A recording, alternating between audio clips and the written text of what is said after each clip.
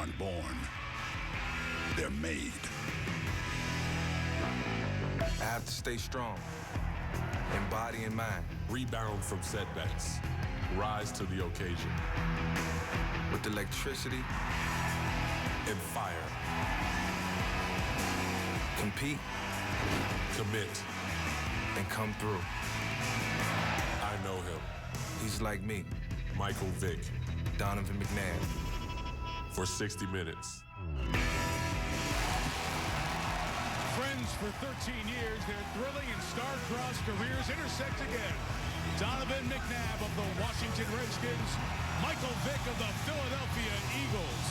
Quite a matchup for you tonight, just outside of D.C., as we welcome you to ESPN's Monday Night Football launch, engineered by GMC. So many storylines on the plate for us here tonight. Let's start with the main one, the game in the standings. Eagles win, they're 6-3, tied with the Giants atop the NFC East, and the Giants come to see Philly on Sunday. For Washington, win tonight, they'll pass last year's win total of 4. There'll only be a game out in the NFC East, and they'll have swept Philadelphia. How sweet that would be for Donovan McNabb, who was traded from Philly after 11 good years to Washington on Easter Sunday. We bring you Ron Jaworski and John Gruden, because there's a lot more that needs explaining, like this. Donovan McNabb, last game 2 weeks ago, benched in Detroit after the fourth quarter. And then tonight, McNabb gets a contract extension after we're talking about him being benched. How do we explain that? This is the Washington Redskins. They don't do anything by the book. Last year, they signed Albert Haynesworth, gave him $100 million. He doesn't even start in their base defense. But I think there's 3 issues with Donovan McNabb, and it starts with his health. He's had some lingering hamstring problems that have really inhibited his play. He's not 100% tonight. Secondly, he's learning a brand new offense, and you'll see for yourself tonight, this is a lot different than the offense he ran for the last 11 seasons in Philadelphia. And thirdly, his supporting cast here is a work in progress, particularly the offensive line. They gave up 7 sacks the last time out against the Detroit Lions. But here's what I do know. For the Redskins to win, Donovan McNabb has got to play better. It's kind of strange because a year ago tonight, McNabb was playing mentor, if you will, to Michael Vick. Now, just look at last week, as Vick comes back off the rib injury, Michael Vick is running this offense perhaps better than McNabb did, and he's playing as well as he did back in his first run in the NFL. Mike, when I look at Michael Vick now, I see a professional quarterback. Andy Reid has molded Vick into a prototypical NFL pocket passer. In fact, if you look at Vick's 7 touchdown passes this season, they've all come from the pocket. And he's a progression reader. He'll go to number 1, number 2, number 3, and then he'll use that quick twitch that is now back to bolt from the pocket and make those exciting plays outside the pocket. When he's outside the pocket, that's when the fun begins. And the numbers tell the story as well as we take you into the Verizon Red Zone. Michael Vick this season, put all the stats together, you get the passer rating. His is the best of the National Football League. He's thrown 125 passes, has not been intercepted. As Jaws alluded to, all of his touchdown passes from the place he used to struggle, the pocket. You'll see it all in HD tonight. Our Redskins-Eagles telecast brought to you in high definition by Verizon. Back just outside our nation's capital in 30 seconds.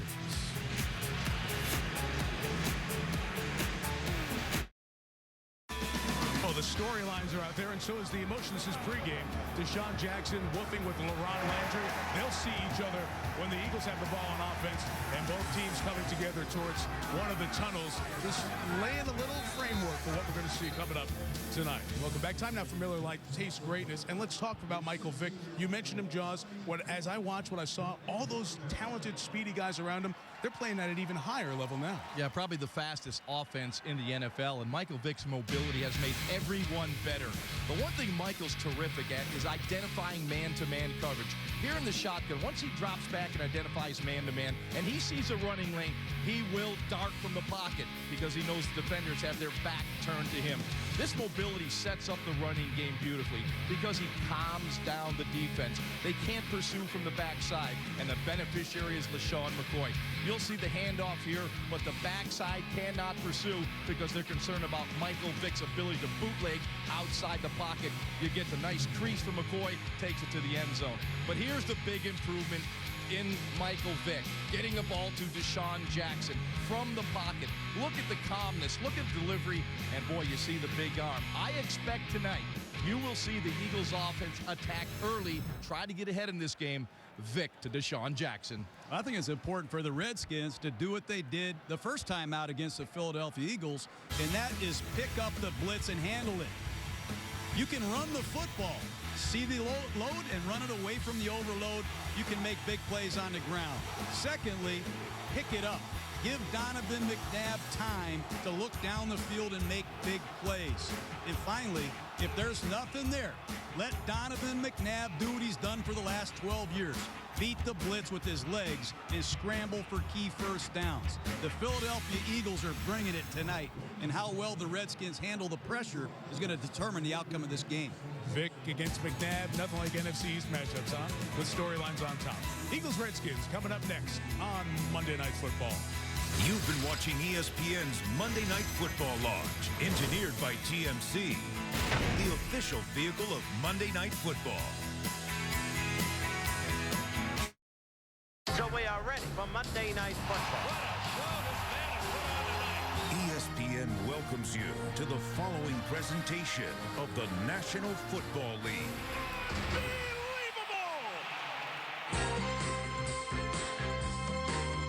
September 16th, 2002. On this night, two of the league's oldest franchises met in a classic NFC divisional battle in the nation's capital. Eagles quarterback Donovan McNabb accounted for over 300 yards, throwing for 2 touchdowns and running for another, as the Eagles jumped out to a 23-7 halftime lead and never looked back, winning 37-7. McNabb's career in Philadelphia would be remembered for 5 trips to the NFC title game and 1 Super Bowl appearance before being traded to the rival Skins in the spring of 2010. Now, once again, it's the Eagles and the Redskins. Are you ready?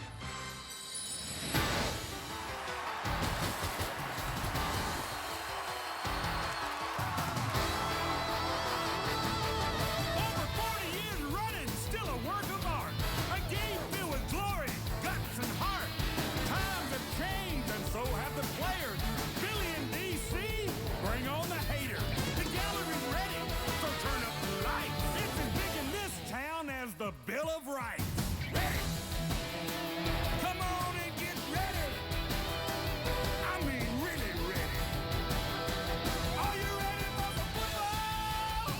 A Monday night party. This is Hank and I'm ready. Let's get this picture started. Let's paint this town and do it up right. All my rowdy friends are here on Monday night.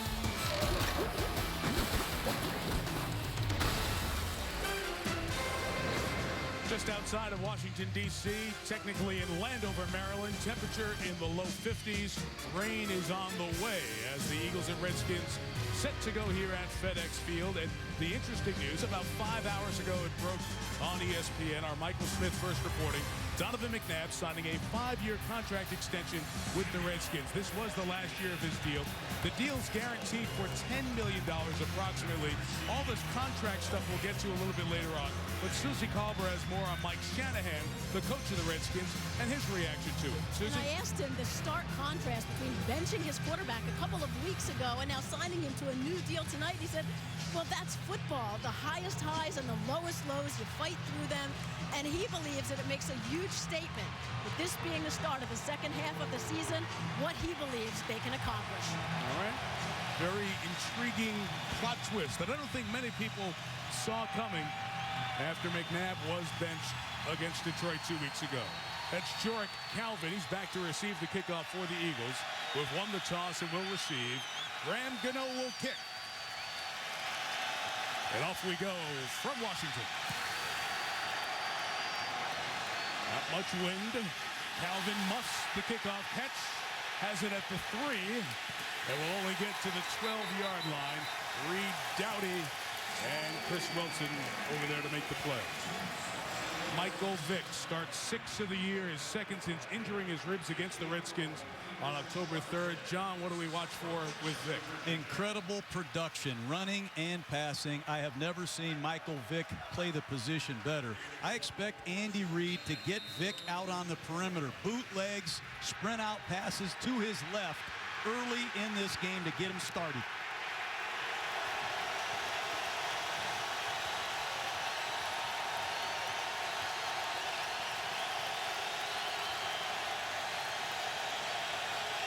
First play from about the 12, and there is Vick, as you talked about, John, rolling and launching downfield for Deshaun Jackson, who accelerates, caught the opening play, and all the way for a touchdown. 88 yards. Wow.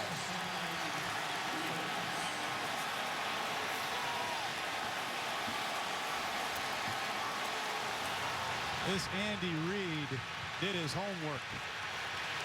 A full play-action bootleg to Michael Vick's left side, and they get Deshaun Jackson one-on-one deep. What a throw and catch. We talked about it in the opening of this game, that the Eagles would try to get ahead early with a big play, get Deshaun Jackson down the field, use that incredible speed. What a throw by Michael Vick. Sad Rocca, the punter holds. David Akers kicks it. 18 seconds in, 7-0. Remember, those are the guys involved in the pregame altercation. Jackson right in the middle of it with Laron Landry. There's a marker down at the back end of the extra point. Well, you know, Deshaun Jackson has made so many long plays, big plays from scrimmage for touchdown. But in a career of big plays from scrimmage, that's his longest, 88-yard touchdown reception. There you see from scrimmage how foul. Effective he's been. The face mask. Defense number 23. A 15-yard penalty being tacked on to the kickoff spot. All right, let's take you back to the touchdown. We'll take a look at it. It's going to be a bootleg, and they're going to full protect Vick's throwing side. He has plenty of time to set his feet and launch it, and that is at warp speed, Deshaun Jackson. If he's not the fastest guy in the NFL, he's one of the fastest. But you better get your hands on him, D'Angelo Hall, and not ever let him get up against the Landry one-on-one, or it's over. Beautifully designed by Andy Reid. You saw Clay Harbor, the tight end. They like to use that maximum protection when they want to go deep. Allow Michael Vick to get comfortable in the pocket, number one. Number two, allow Deshaun Jackson to work down the field against the safety. When you look at the Redskins, they like to play that too deep shell. If you get pressure on the quarterback, that's a great defense. If the quarterback has time, that's the result, a big play. I mean, if you're a Christmas shopper and you want to buy a gift for somebody, buy a Deshaun Jackson touchdown highlight reel. 22 touchdowns, and they're over 50 yards of play. And you talk about the big plays. These guys have been on the same page when Vick has been healthy and starting. You see their numbers, 22 of 32. When Vick has gone to Deshaun Jackson, 4 touchdowns. So if you just take the rating of a quarterback to a wide receiver with all the stats incorporated together, best in the league. That's a combo that nobody can catch, literally or figuratively. 15-yard penalty on D'Angelo Hall allows Akers to boot it through the back of the end zone. And the Redskins in a touchdown hole will start from their own 20. So Donovan McNabb will have to work with a long field, and McNabb off that contract with the ink still drying on it. 11 years, 142 starts with the Eagles, goes back to Philly Jaws in week 4 and wins. Did not have a good statistical game, but got the victory that meant so much to him. And he made the plays that were necessary to win the football game. Certainly ran the ball very well against Eagles defense in that game, but Donovan made some plays with his legs late in that game to secure the victory. The question I'm going to watch and think about tonight is how healthy is McNabb? And how healthy is the running game? Keelan Williams is getting the start. College free agent out of LSU. We'll detail why in a second. Williams gains about 4 yards as Mike Patterson is there for the tackle. So Clinton Portis is still out. He hasn't played since that first game against the Eagles with a torn groin muscle. Ryan Terrain has a hamstring injury and could not get loose and get going in pregame. So Williams starts. Chris Cooley, the tight end. Santana Moss has the most catches. Armstrong's the deep threat. Up front, Trent Williams, 4th overall pick in the draft last year. Coming along here a little bit, but this offensive line, candidly, has not protected McNabb very well. Williams carries another 3 yards there. He gets over to the 27. Mentioned Ryan Terrain, who stepped in that game against Philadelphia and had a good performance. There he is on the bike, trying to get that hamstring loose and going. He has battled injuries throughout his career, so he does not start. He was going to. Clinton Portis, who has now missed 5 games with that groin injury, is getting closer, but just was not ready to go. A very severe groin tear that he had. So the Redskins are down to a college free agent. He's a rookie in the league at running back. It's Williams, and he is met in the hole by Demetri Patterson, the corner, 3-and-out Washington. Well, the Philadelphia Eagles use a lot of defensive linemen. You're going to see 5 defensive linemen on the field to get one-on-one blocks up front. And they do an excellent job utilizing their personnel in Philadelphia. They drove Peyton Manning crazy last week, and the Redskins continue to struggle on 3rd down. They have been miserable this year on offense on 3rd down. Hunter Smith kicks. Not a good kick. 44 yards. Calvin took a line drive at the 28. Lost his footing there on the side. Hope he's okay. He is. He hops back up. Philly will take over at the 37. 1 play, 1 big touchdown. ESPN's Monday Night Football is brought to you by GMC. Vote for the GMC Never Say Never sweepstakes for a chance to win a GMC Sierra Denali at gmc.com/NFL. The Capital One Venture Card, what's in your wallet? And ESPNshop.com, where you can get all of your official NFL sideline gear. Some of the striking shots. No city has the scenic views like Washington, D.C. Just on the edge of the Beltway, inside the Beltway here in Landover, Maryland. 1 play, 88 yards. The Eagles lead by 7. Deshaun Jackson reeling it in.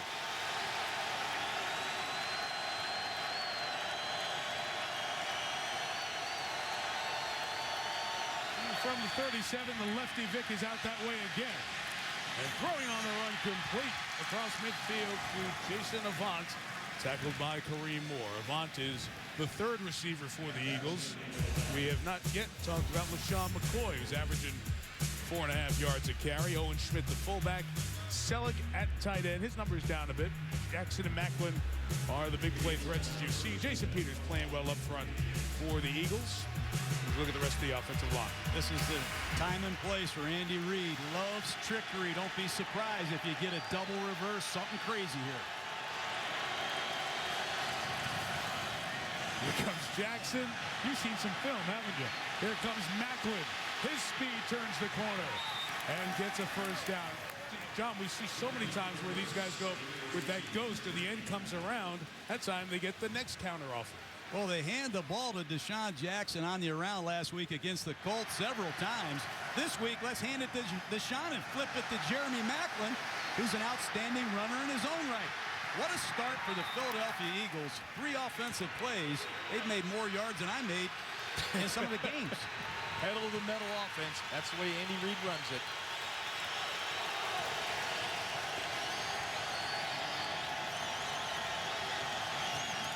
37. Here's McCoy for the first time tonight. LaShawn gains a couple of yards. Jaws, this is an offense that gives you, with Andy Reid, Marty Morningwig installing and calling the plays, a lot of variety and a lot of different looks. It's all about different personnel packages. They're probing the defense, find a weakness, see where you're going to match up to all those packages. And Marty Morningwig, you see right there, boy, he loves to attack. Once he gets some matchups that he likes, you'll see 1 back, 2 back, go back, 3 wide, 4 wide. They give you all the looks.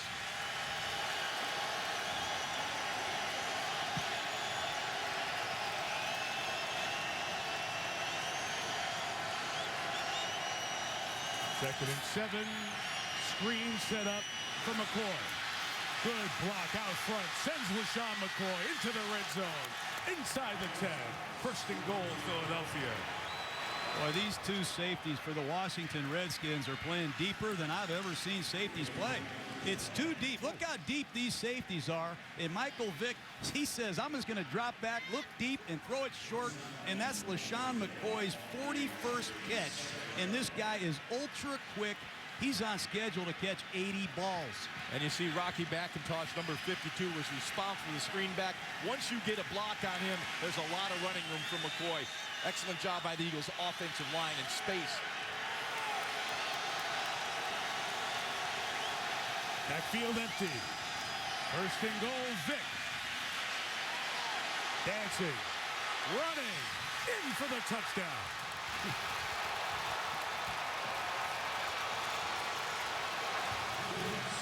I've never seen this guy play better. Well, we talked about Michael Vick as the prototypical pocket passer.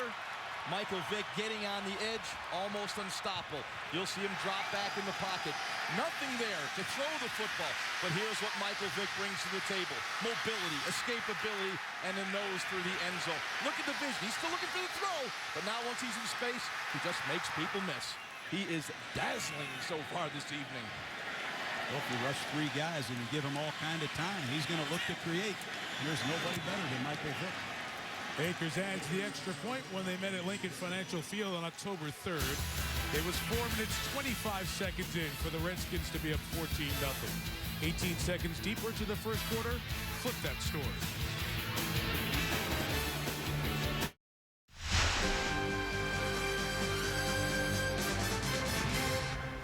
They're looking over at Michael Vick's right ankle. His rib injury kept him out. An injury that he suffered in game 1 against the Redskins, but Vick has come back sharper and, if possible, quicker than he was even earlier in the season. Terrific run there by the goal line, and Philly doing to the Redskins exactly what Washington did in Philadelphia. Jump up 14-0. Brandon Banks had knee surgery after the Detroit game in the bye week. Very speedy, game-changing receiver to the 27-yard line. You remember the Vick injury if you were watching the game. Michael was trying to drive the Eagles back in this game. Kareem Moore, D'Angelo Hall sandwich him. The rib cartilage injury, missed the next 3 games. Michael telling us last night, it's only painful when he sneezes, and it's not even that anymore. It's progressively getting better. And just retaping his ankle. And well, that's the only way he's been stopped, is when he's been knocked out of the game, Mike. You're right.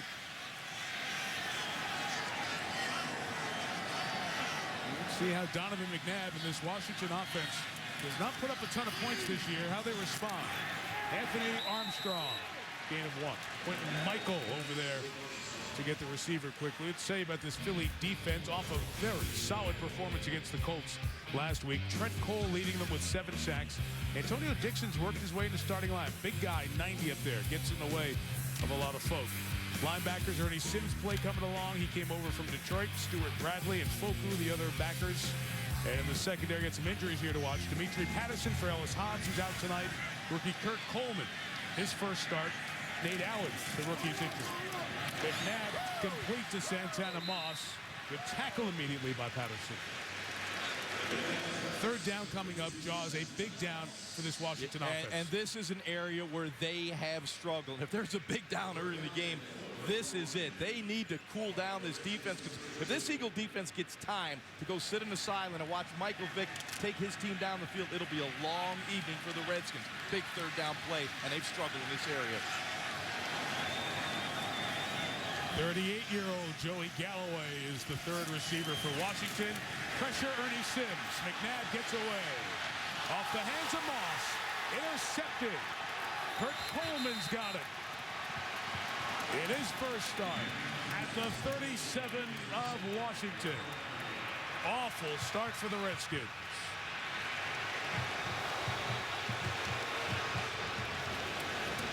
Six minutes, 8 seconds.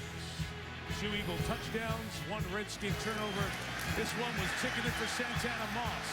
Found a home with Kurt Coleman to save him.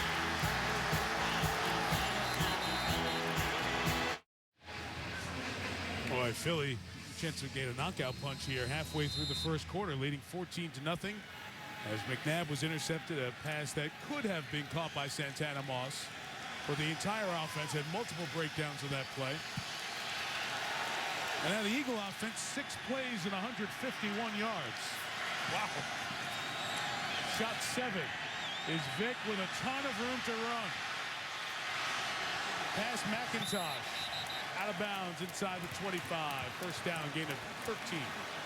Now the Eagles defense is about pressure. Let's go back to the interception. You'll see Ernie Sims up the middle. Williams whiffs on him. Pressure on Donovan.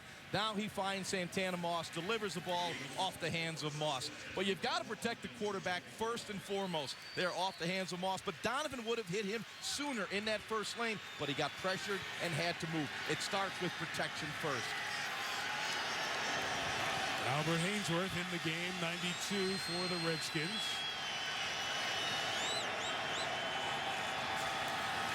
Trying to penetrate a little bit as Jerome Harrison gets just his 3rd carry as an Eagle and no gain. So here's Haynesworth, a guy who made so much money, as we know, in free agency just a couple of seasons ago.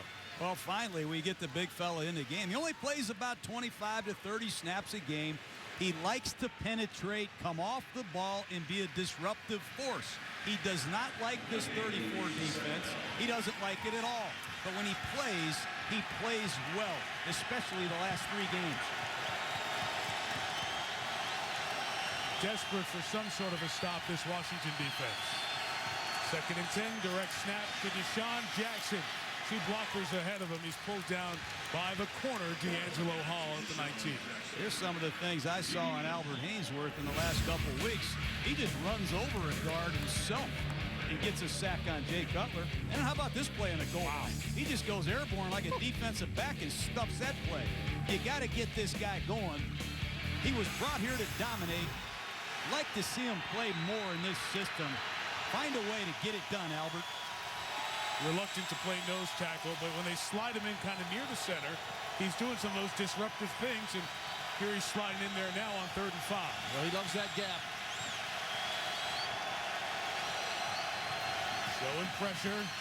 Vick comfortably to Avant. A terrific 3rd down receiver. Jason Avant with the first down inside the 10. A gain of 11. Take a look at LaRon Landry. Look what defensive coordinator Jim Haslett is doing with LaRon Landry. He's going to come up in here and spy on Michael Vick. He's going to look all over the place for Vick to scramble. Keep an eye on that tonight.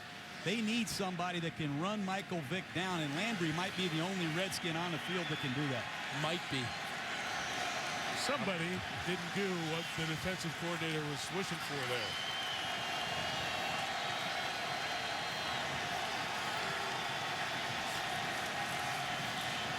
Vick, McCoy, gain of 2 to the 6.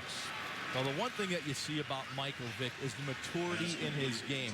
Yes, he's making some plays with his legs, but he's becoming a more conventional quarterback. You'll see him go through his progression. Take the check down when it's there, not forced throws. We all know he's got that athletic ability, but now you make that combination of a guy that'll stay in the pocket, deliver the ball on time. That's special. Andre Carter, who also was a starter and is no longer, along with Haynesworth, in the switch from the 4-3 to the 3-4. They're together closest to you.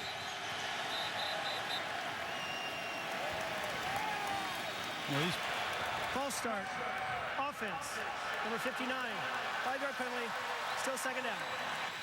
These penalties have to irritate Andy Reid. They've committed more penalties this year than I can remember an Andy Reid football team. I know Cole's a backup, but they've had problems with holding calls, illegal procedures, and especially in this part of the field, that's a backbreaker. Cole's in there for Max Gene Gillis, who is active, but a concussion, didn't practice a good part of the week. So Cole, who's started before, starting guard earlier this year, he gets the start tonight. Vick shoveling McCoy, 21-0 out of the gate, Philadelphia. Hello. This pass left. Andy Reid has all the plays. They moved Vick to his left twice already. And then this time, keep an eye on the fullback right here as he attacks the defensive end. The fullback is going to attack the end will widen, and Vick is going to pitch the ball to the halfback for an easy touchdown. Watch the fullback attack the end widens, easy angle up the field. That's a clinic reel. This first quarter offense by Philadelphia, I want to get a copy of this. Wow. You know, I know some people. I can get you a copy of it. Here's the bad part. It's like 50 more minutes of it to come. One to start for the Eagles. 3 possessions, 3 touchdowns.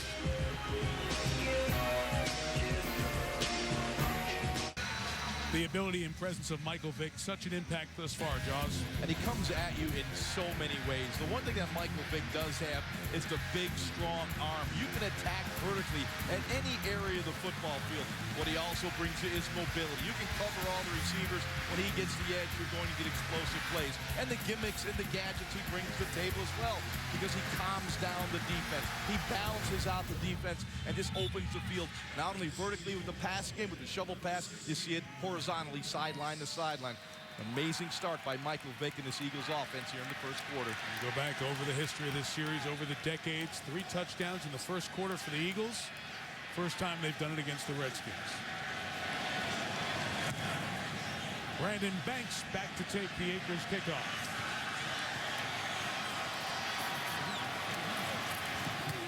And he's tripped up.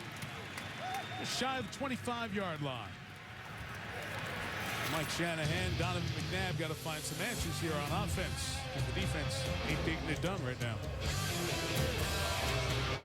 Eagles have, the Redskins, I should say, have overcome 21-0 down once in franchise history to win in the 60s against the Cowboys. So there is some small sliver of hope, Redskin fans. Keelan Williams, the running back, got it from McNabb. And he gets it to the 27. You saw McNabb stumble there. We saw that in the game against Detroit a few weeks ago. It's so strange to see McNabb still in a Redskins uniform after the 11 years with the Philadelphia Eagles. And now as you watch it, guys, you're into the second phase with that contract that was signed before the game here today. Donovan McNabb is going to be the Redskins' short-term answer at quarterback. How will he and Mike Shanahan work together as this goes forward is the next thing we need to watch. Williams gains a couple of yards, just shy of the 30. Well, it's important they work well together because they're both under contract for a while now. But it's very important that Donovan McNabb gets a grasp of this offense. You see Mike Shanahan, his son Kyle Shanahan, the offensive coordinator. Make no mistake, this offense is totally different than the one he ran for the last 11 years. And I'm not just talking about terminology. I'm talking about route concepts, audible mechanics. This is a whole new shooting match for Donovan McNabb. Facing a 3rd down and 3. That throw's incomplete. No chance. Very few guys open. Not a good pass by McNabb. And there's another 3 and out. So the Redskins have nothing going offensively. 9 plays, 21 yards. Well, just an opportunity for a first down. That's all Mike Shanahan, Kyle Shanahan wanted. They weren't worried about long term. At this point, they were trying to get a first down. Right, a little angle route in there to Chris Cooley, overthrown by McNabb. They are just out of sync offensively. Trying to keep Philadelphia off the field with offense. Hunter Smith's kick taken by Jordan Calvin. Hit hard, shy of the 25-yard line by Reed Dowdy. Well, after Monday Night Football, fun part of the year for us at ESPN. We are the home court of college hoops. Look at all those games we have coming up. The marathon of 21 games on the family of networks. Dick Vitale's 32nd season with us. 4 of the top 5 teams. You're going to see both national champs, Duke and the UConn women's team. They take on Baylor in what's going to be a great matchup. So after Monday Night Football, the college hoops marathon begins on the ESPN family of networks.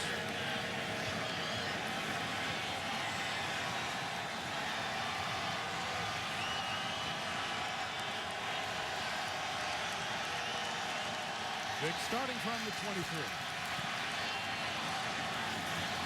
McCoy, gain of 12, first down to the 35. Vick has hit all 7 passes here tonight. We know the story of Michael Vick, incarcerated 18 months ago. He was in jail, and when he came out after the dogfighting issue, he needed a place to play football. He and Donovan McNabb have a long history going back to when Vick was being recruited by Syracuse, where McNabb played. McNabb said, as he talked to Vick, you know what? This guy deserves another chance, another opportunity. But it was up to Andy Reid to also put his neck on the line and say, you know what, I can handle all the scorn that will come with this.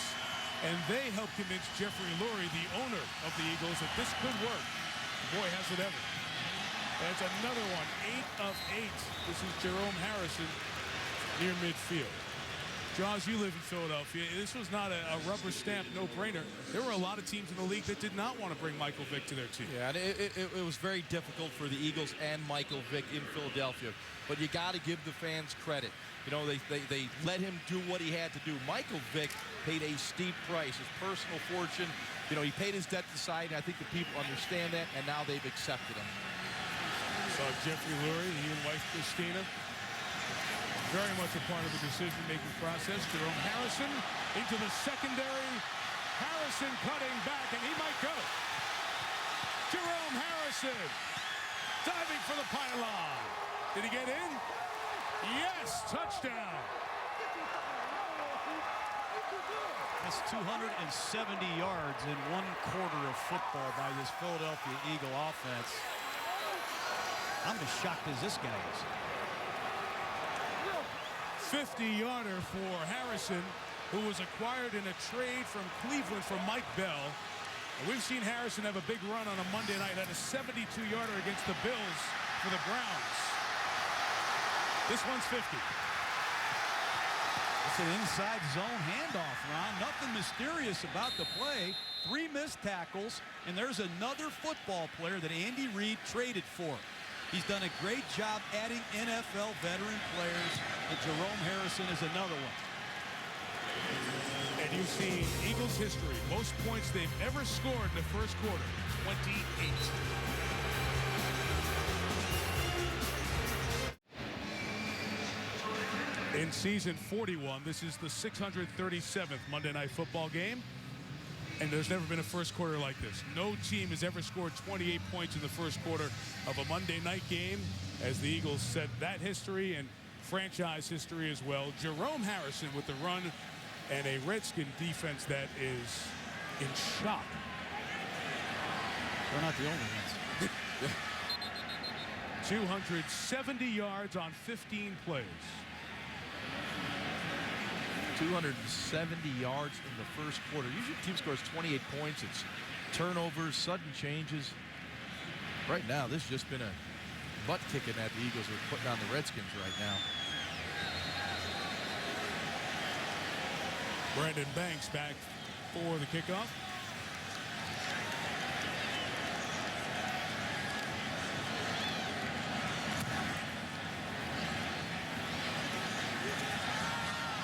Going to take it from 3 yards deep.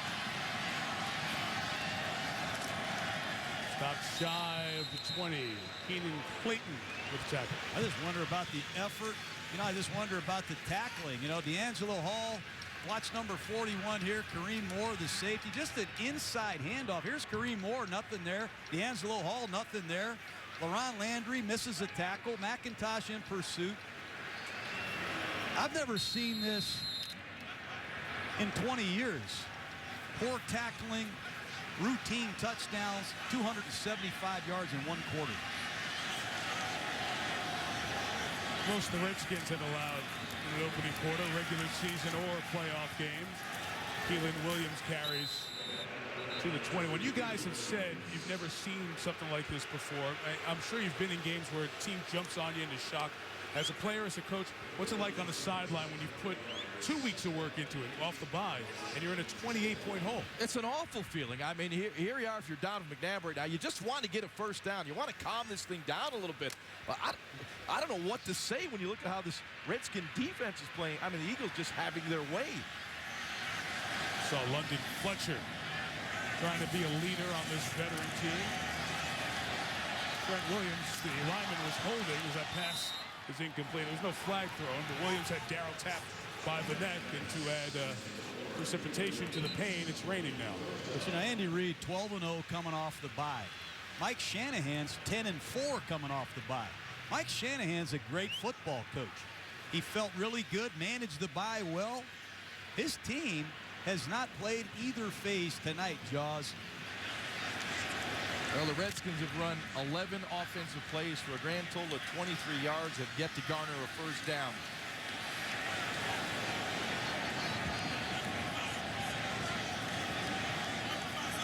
McNabb on 3rd and 8. 4 twisting linemen kept away. His throws out of the hands and incomplete. Bert Coleman had the coverage on Joey Galloway, and that is 4 possessions, 4 3-and-outs, Washington. Well, when Donovan has had time in the pocket, a 3-man rush, perfect throw to Joey Galloway right on the numbers. That's 2 drop balls right now by the Redskin wide receivers. No excuse. Got to catch the football. The former Colt kicker Hunter Smith kicks it away. Great pick, flag down. And Jordan Calvin takes it back to the 36. Ooh, look out there on the sideline. So sideline personnel get injured. And McNabb will try to rally the Redskins offense.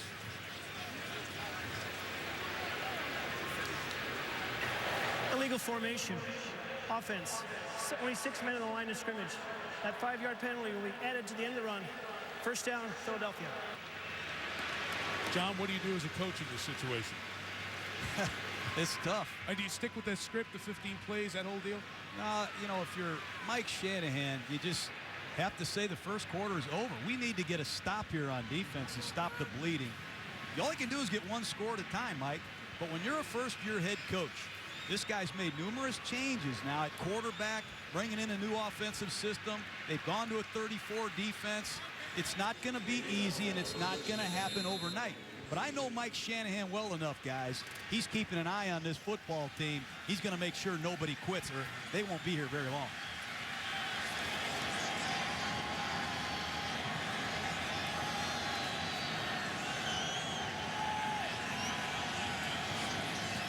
From the 42, here's Vick.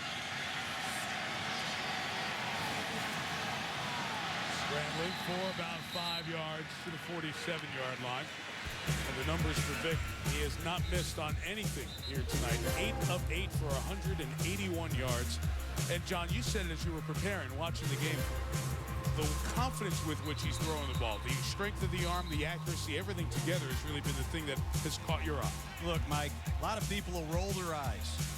But this guy reminds me of Steve Young when he took over the helm at 30 years old with the San Francisco 49ers. This is a legitimate double threat. He's a totally different person after what he's been through, completely focused, in love with this offense, and he's surrounded with impact young playmakers. And the Eagles coaching staff has done a terrific job of working with him. You can see the mechanics are much improved than they were from those years in Atlanta.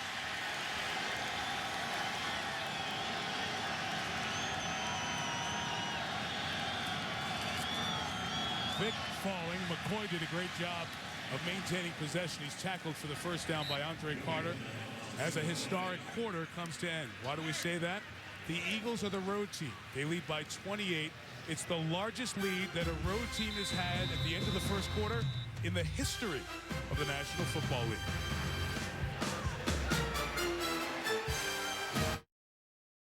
Feels like we've seen so much of the Michael Vick story. #1 overall pick out of Virginia Tech with the Falcons in 2001, playing those 6 seasons, 3 Pro Bowls, in many ways becoming the new emerging face of the National Football League, the big contract, but then missing all of 07 and 08. The guilty plea involving the dogfighting ring after 19 months of incarceration, brought back to Philadelphia, played sparingly last year, supporting role for Donovan McNabb, but this year coming out with a vengeance and continuing that here in the opening quarter. It hasn't been all Vick. He has 2 touchdown passes, but he has made the great weapons that Andy Reid has collected on this offense even more lethal. And you see that by Vick's threat in that first quarter. And they're rolling on possession 5 of the night. Vick taking another shot, this from Macklin. Jeremy Macklin pushed off, caught it, touchdown! Oh, man! Never seen anything like this, ever. I think I'm dreaming. Let's watch the back end of the play. The 2 officials over there are talking right now.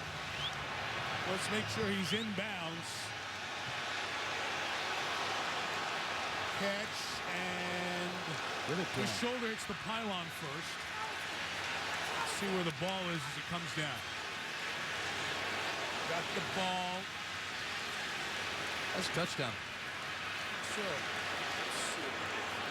where's the elbow? Nope. The elbow doesn't come down on the white, comes down on the pylon. 48-yarder there, and Mike Shanahan's going to challenge this. Here's our max zoom look as the elbow comes down. And the elbow, remember, one, does it come down inbounds? Two, the elbow would be equivalent to a knee or any other body part. So if he's down where the elbow's down, as long as it was by contact of a Redskin, was challenging the ruling in the field on the play of a touchdown. It would be a score. So they'll look at that in review, but the Eagles might be adding to this record-setting opening quarter plus a play.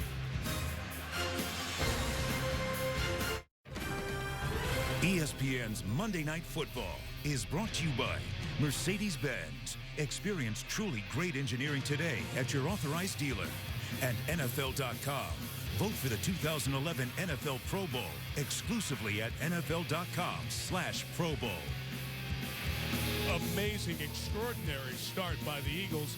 Could be 34-0, depending on the ruling here. They're looking at D'Angelo Hall as they look at the replays upstairs to see if Jeremy Maclin was in the inbounds and then in the end zone. A lot of looks here. Hall back. Maclin catches the ball. I don't think he ever makes contact with D'Angelo Hall. So when he comes down here, once we establish if he's inbounds or not, he's there on his own volition. So if he rolls into the end zone, okay, he has not been knocked in. If that's all determined inbounds, then he does touch the front of the line, which is the frame that you see with our max zoom, and it would be a touchdown. Go ahead, Mr. Replay. That's not indisputable. They can't overturn that. That's touchdown, Jeremy Maclin. Great concentration. He ran right by D'Angelo Hall and made a superb play at the front pylon. Ball skills extraordinary. That ball in the air, Maclin said it's mine, knew where the sideline was, kept his feet in bounds. This has just been an unbelievable start by Michael Vick. Look at Andy Reid. I think he's going to take his first 15, this script, and use it next week and the following week. It's going to Canton in the Hall of Fame. That's where this script's going. Cleat Blackman. After review, the ruling on the field stands. Washington will be charged with timeout. Stands not confirmed. Means that it was not indisputable, but it will still be a touchdown. And after a quarter and a play, it will be extra point pending, a 5-touchdown lead. I mean, Philadelphia has 5 touchdowns. The Redskins have run 12 plays.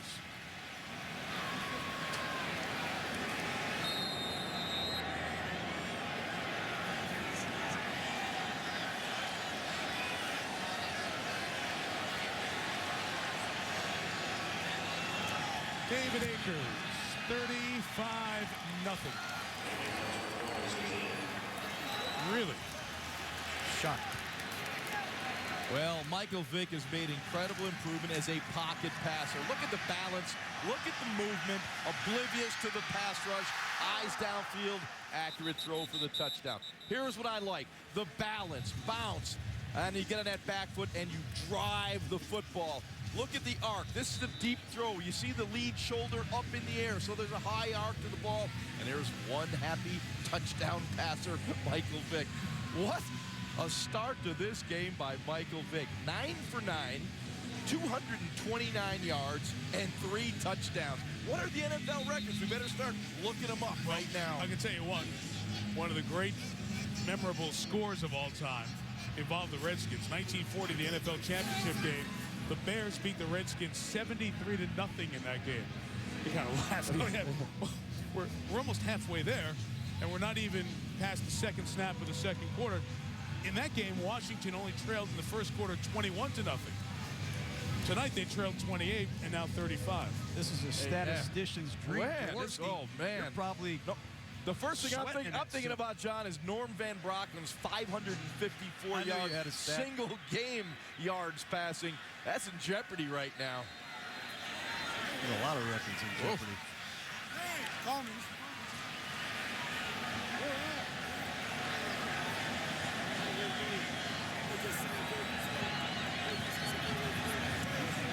David Akers kicks off again. Banks will take it from the 3. Brandon brought one back against the Lions. He's tripped up just past the 25, John. I like Andy Reid and Michael Vick together. Take a look at what they can do with Michael Vick sprinting to his left. They full protect it. They buy him time to bomb you with Deshaun Jackson. Unbelievable start to this game. The next time, they sprint him out to his left with Schmidt as the lead blocker. They throw a corner route to Avon.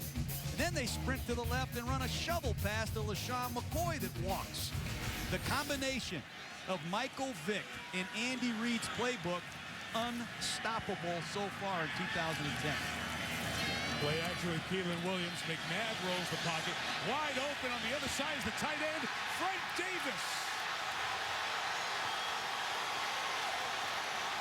First and goal, Washington. Well, that's the wise sneak play that Stuart Bradley said we had no answer for. And Mike Shanahan and Kyle Shanahan have unveiled this play on the offense. Take a look at the tight end sneak, and then he's going to run a wheel route off a play-action pass, and Philadelphia never sees him coming. The flow goes with Donovan McNabb. Wide open, easy runaway score. They had the same play against Philadelphia earlier in the season. Davis dropped the ball. John, but Stuart Bradley was on Davis, and Davis just knocked him to the ground. Bradley was on the ground. That's why he was so wide open. Play coverage, 71 yards, longest for Washington this year. Mike Sellers, the fullback, was blocking. He was hurt, so Darrell Young is in blocking for Keelan Williams. And McNabb, play action, has Young, has a touchdown. Former linebacker from Villanova, first career NFL score. Well, Donovan McNabb is showing his ability to make plays on the bootleg and get outside the pocket, just like Michael Vick has done for the Philadelphia Eagles. Simple little lead to the left side, but Donovan pulls the ball back inside, and you'll see number 36, Darrell Young, sneak out the backside. And Asante Samuel got caught peeking in the backfield. Touchdown for the Redskins. Hard to believe these bootlegs work that well with a 35-0 lead. I wouldn't be buying the fake. Graham Gano is coming in for the extra point. How about the story Darrell Young will have to tell? The first time I ever touched the ball in my NFL career was a touchdown on Monday Night Football. And it got our team within 4 touchdowns. Phillip Rivers leads one of the league's top offenses against division rival Denver in a critical AFC West contest, the Broncos against the Chargers on ESPN's Monday Night Football. How about Denver? They put on the eye-popping offensive performance of Week 10, at least until the first half tonight. We'll see them next Monday night against the Chargers, who are trying to get back in the race in the AFC West. Here it is, 35-7.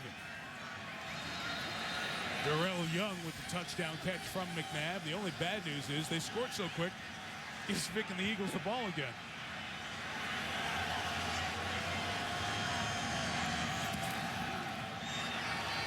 Graham Gano kicks to George Calvin from the 2. Cannot bring it out past the 20-yard line. And Young, who just scored the touchdown, made the tackle. Andy Reid's been here before, up 21 after 1. The first game of his Eagles head coaching tenure, September of '99, against the Cardinals, and then they were not able to hold that lead as the Cardinals rallied to beat the Eagles 25-24. A little more potent offense, a little more polished group. Yeah, that's 21 points. This was 35. Yep. A lot of football left to be played, guys. Yeah, it's kind of like that basketball mentality. Cut it to 10 at halftime, you know, in small chunks.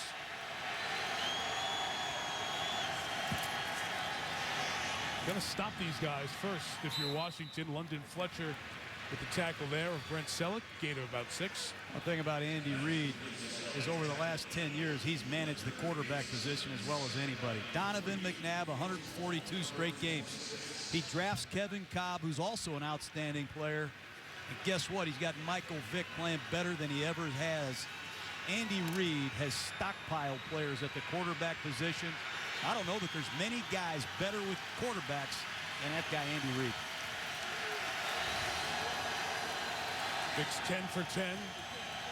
Best stretch within a game in his career. And a run from McCoy's the first down. We get a Sports Center right now from Trey Wingo. Michael, thanks. We'll get through this quick before the Eagles score again. Giants catcher Buster Posey won the NL Rookie of the Year award. He helped lead the Giants to their first championship since 1954. Neftali Feliz won the AL award after setting a rookie record with 40 saves for Texas. And the 49ers making it official. Troy Smith, the new starting quarterback, replacing Alex Smith. He's 2-0 as the starter. He will be the starter when they play the Bucs. Let's get back to the scoring fest. Michael. Didn't miss one, Trey. Thank you. But another first down for Philadelphia. They're 14th in 20 plays.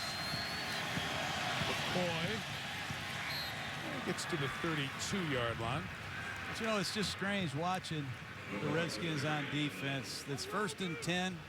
You know the Eagles are going to run the football with a 4-touchdown league, and there's Albert Haynesworth not playing. He's not part of this base 3-4 defense that Mike Shanahan and Jim Haslett have put in here.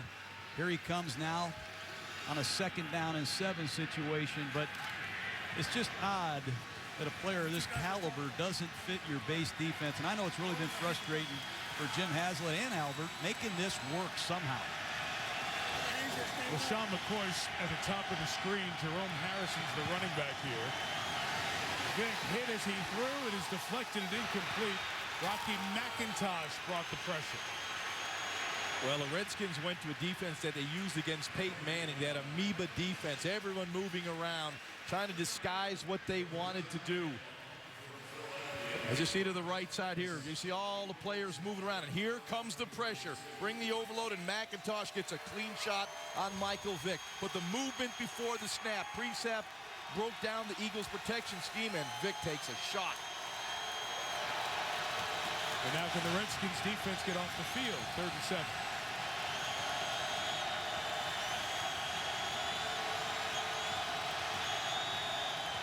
Haynesworth standing up as he starts to rush. Vick throws underneath. They couldn't tackle Macklin, but they finally get him. D'Angelo Hall and the Washington defense with a stop. And this crowd's going crazy right now. They finally got a stop. I say that sarcastically.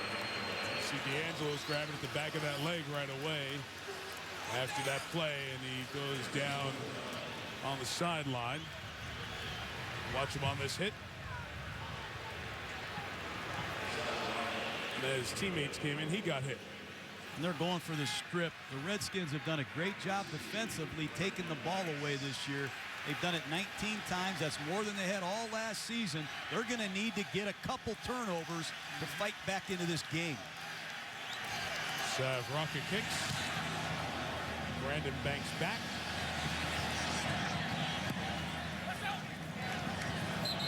Puck goes out of bounds right around the 20-yard line. 47-yard kick. Redskins take over at their own 19. Down 28.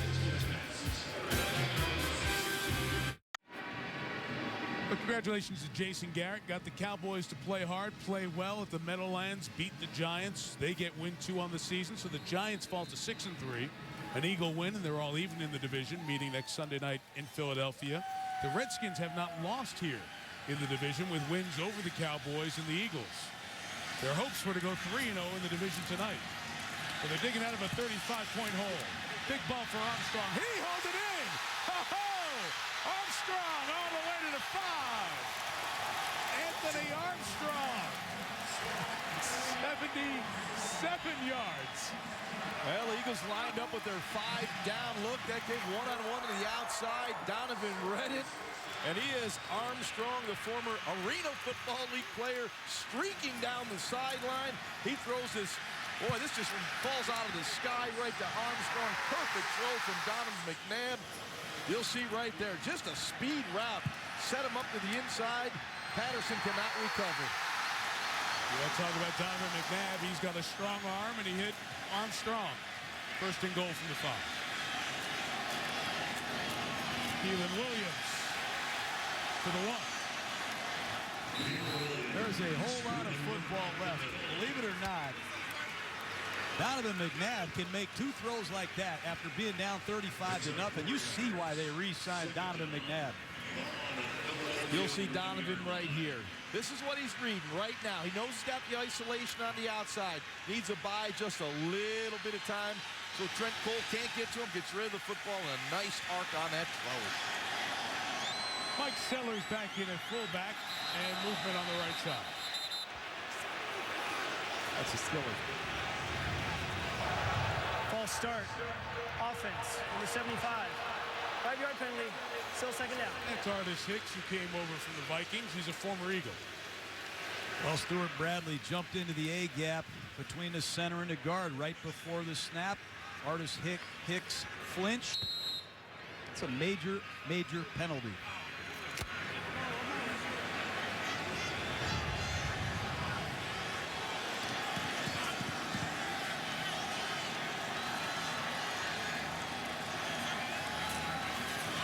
McNabb over the top, Williams takes it in. Touchdown, Washington Redskins. You got to give Kyle Shanahan, Mike Shanahan, some credit here. The Eagles come with the blitz. They come with their blitz beater. That little check down to Williams. You'll see the pressure. Pull up the middle. Tap up the middle in Donovan's space. Checks it down. Well-executed play to Williams for the Redskins touchdown. That's anticipating the blitz and having an answer. They're really not going to come back from down 35, are they? Graham Gano with the extra point. 40 plays tonight, 7 touchdowns. We're just 1/3 of the way through the game. Largest building in the league, 91,000, FedEx Field. And our aerial coverage from above tonight is brought to you by DirecTV. Showers coming down. Rain and points as well. Mike Tirico, John Gruden, Ron Jaworski, Susie Culver down there in the rain. 35 points the Eagles scored to start. The Redskins respond with back-to-back possessions for touchdown.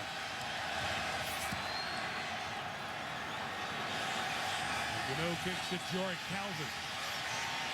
Fake the reverse. Calvin got stuck. Lorenzo Alexander hits him. And the Redskins are showing some signs of life the last 4 or 5 minutes. Boy, I'll say, wow. Watch this. Lorenzo Alexander. This guy's a success story. He came here as an offensive lineman. Look at that contact. He can play linebacker. He can play defensive tackle. This is a gifted athlete, and obviously he can play special teams. As we study tape, I see the linebacker covering the tight end down the middle. A few snaps later, he's playing defensive tackle. 4th-year man out of Cal. Eagles offense stopped for the first time last drive. LaShawn McCoy runs left. London Fletcher tackles him near the first down mark. McCoy essentially, guys, has become Brian Westbrook in that role on this team. Of course, Westbrook missed so much time last year, suffered a concussion when we were here. So McCoy played half those games, and now in his 2nd year out of Pittsburgh, he's emerged into that complete back role. He's gotten bigger, he's gotten stronger, has a better understanding of the game. He is quick as a cat, doesn't have that big speed, but boy, he's a hard guy to bring down, and Michael Vick's running ability has really helped McCoy. Jerome Harrison now the back. Vick off to his left. Being chased, taken off. And the first down at the 40-yard line. The one thing that I noticed about Michael Vick this year as opposed to last year was the quick twitch is back. As a defensive lineman, linebacker, you think you got him. You'll see it right here. Michael Vick's in trouble. 2 guys got him.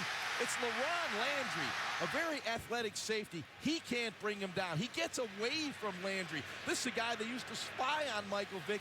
He can't bring him down. And once he gets away, fortunately the Redskins, they were able to minimize the damage.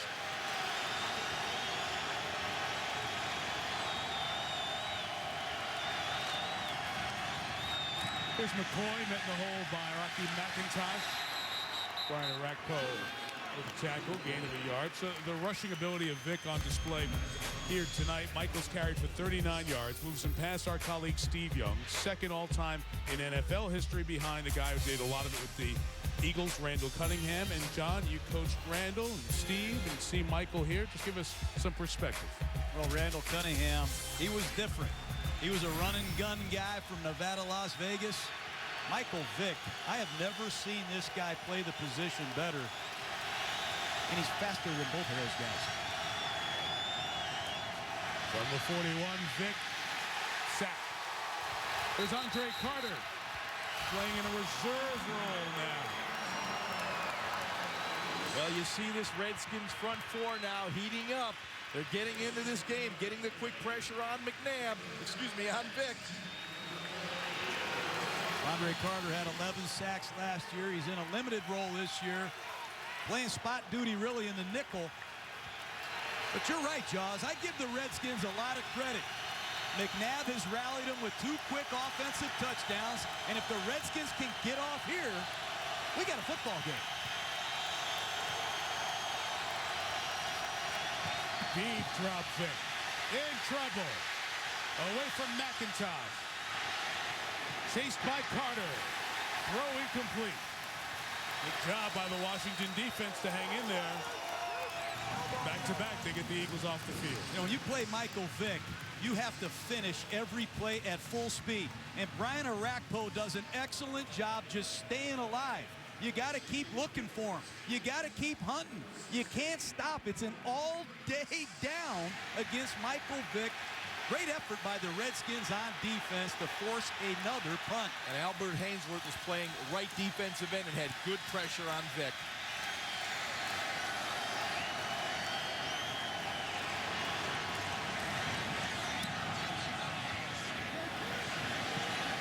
Broncos kick, 53 yards. Banks from the 7. Doesn't have that quick cutting elusiveness coming off that surgery. It's the 3rd special teams tackle for a player just added to the Eagles roster this week, Colt Anderson out of Montana.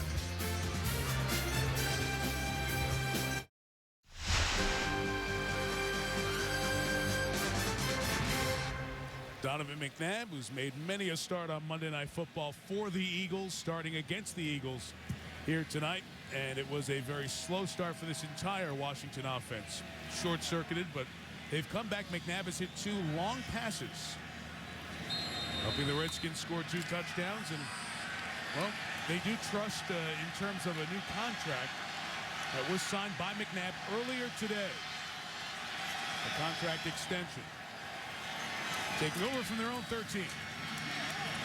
McNabb is pressured. The flag is down as Donovan unloads again downfield for Armstrong. A jump ball incomplete. Quentin Michael there battling with Anthony Armstrong. The flag. Holding. Offense. Number 61. It's a 10-yard penalty. Replay first down. Casey Robach, the center. The Redskins offense got off to a slow start, but when you have Donovan McNabb, you have a warrior at quarterback. His receivers didn't help him out early in the game with some drop balls, but Donovan looks healthier. You see the movement from McNabb. Get him outside the pocket on the edge. I love the design of this play. You get the blitz, just check it down, get the touchdown. Pretty good second quarter right now for the Redskins.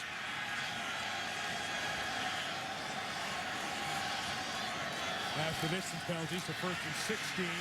Collapsing pocket. Keelan Williams out of the backfield. He's taken over the 16-yard line. If you're just tuning in, McNabb, in the final year of his deal after being traded over from Philadelphia here, agreed to a 5-year, $78 million extension. And those numbers sound so big and so ridiculous. They are. Likelihood of him seeing all that money, unlikely, the way contracts are structured. I think the big headline is what the guarantee is. From what I was hearing, what I was finding out, that guarantee is around $10 million, which means you put some stability in the situation now for the rest of this year, on to next year, but you're not married to this for 4 or 5 as McNabb lost that snap, but was able to get back on it, and it'll set up 3rd down. When the guy gets benched, the last quarter of football he played, and before he plays again, comes out and gets a contract extension, people go, really? Why? We don't even know exactly what the contract extension is. If it's $10 million guaranteed, it's not a real eye-opener to me. if it's $78 million guaranteed, that would shock me. But Donovan has to play better. He has looked pretty sharp here in the last couple of possessions. But I was shocked he was re-signed today, that's for sure. I don't think you're alone. 3rd and 12. McNabb throwing. Intercepted. Cutting under the route was Dimitri Patterson. Redskins side wanted a flag, but Patterson got right under Joey Galloway to come up with the turnover. Dimitri Patterson got his first start last week against Reggie Wayne, Peyton Manning, and the Indianapolis Colts, and had an outstanding game in coverage and open field tackling. Right there, he understood the route combination, and he drives the route. You'll see him down here at the bottom of the screen. Now he's matched one-on-one. Well, he reads it all the way. I mean, Patterson runs the route for Galloway. And Joey Galloway, I know this guy from my days in Tampa. He's not the kind of receiver that throws the cape off and plays 7 or 8 snaps a game. Patterson read that like a receiver. That was a routine pick. Patterson's 3rd pick of his career. He had one when he was a Redskin in 2005. Vick fakes to both sides, up the middle to sell it. That is good understanding of football by London Fletcher. He saw that one coming. You know, John, I disagree with you on the McNabb signing. I think it's the right thing to do. You know, there's a dearth of solid quarterbacks in this league. And you get an opportunity to sign a guy that's in his 12th year, that's been a winning quarterback. He wins 2 out of every 3 games. I think it's the right thing to do. Kind of gives you that cushion for a couple years if you want to move on. I think Donovan will stabilize this offense. I didn't say I disagreed. I said I was shocked. Tonight was the night. Oh, okay. Glad you clarified that too. After the gain of 1, Vick screening it to McCoy, who never controlled the ball. Incomplete. Sandy Reed has more screens in his playbook than most guys. First down play, they ran a fake double screen. They checked it to sell it. That time, another screen to the left. I wouldn't be surprised if Reed calls another screen. He's been known to call back-to-back-to-back screens. Not many guys call plays like him and Marty Morningway. Especially when Washington's starting to heat up that pass rush a little bit, getting a little beat on the timing of it. It's a great settle-down message to a defense. A field goal from here would be about 45 yards in the rain.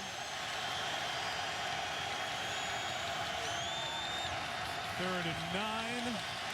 Vick right up the middle. First down and more. Michael Vick.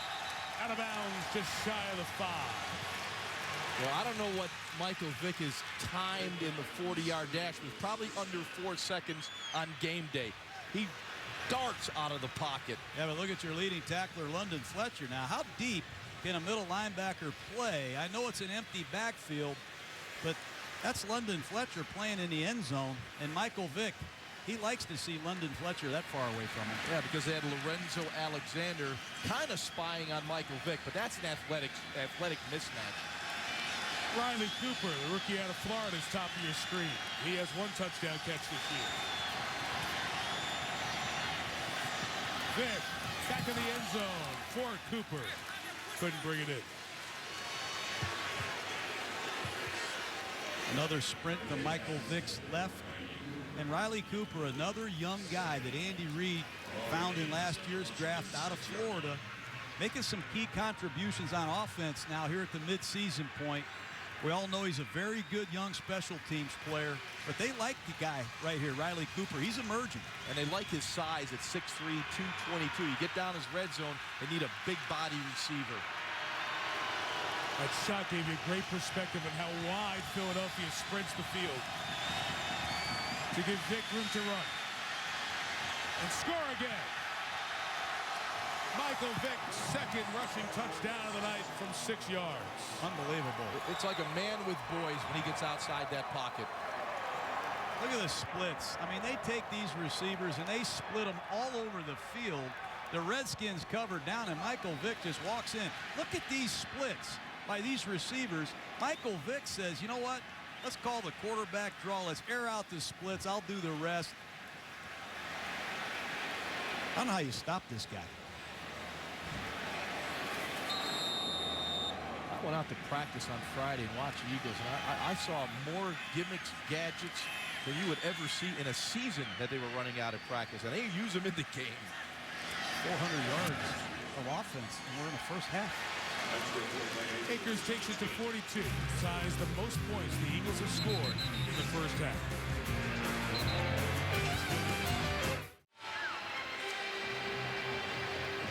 Well, the first game wasn't very high scoring, was it? 17-12. This one higher scoring than expected at the 10-minute mark of the second quarter. 42-14.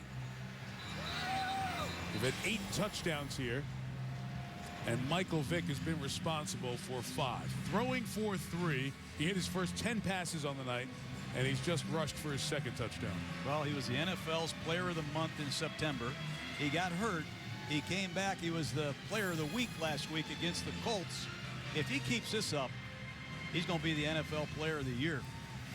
Might be the Player of the Decade, the way this is going. If he can keep this up, he's having fun. I think that's the critical point. Michael Vick is having fun. He's got that gleam back in his eye that he's enjoying this game.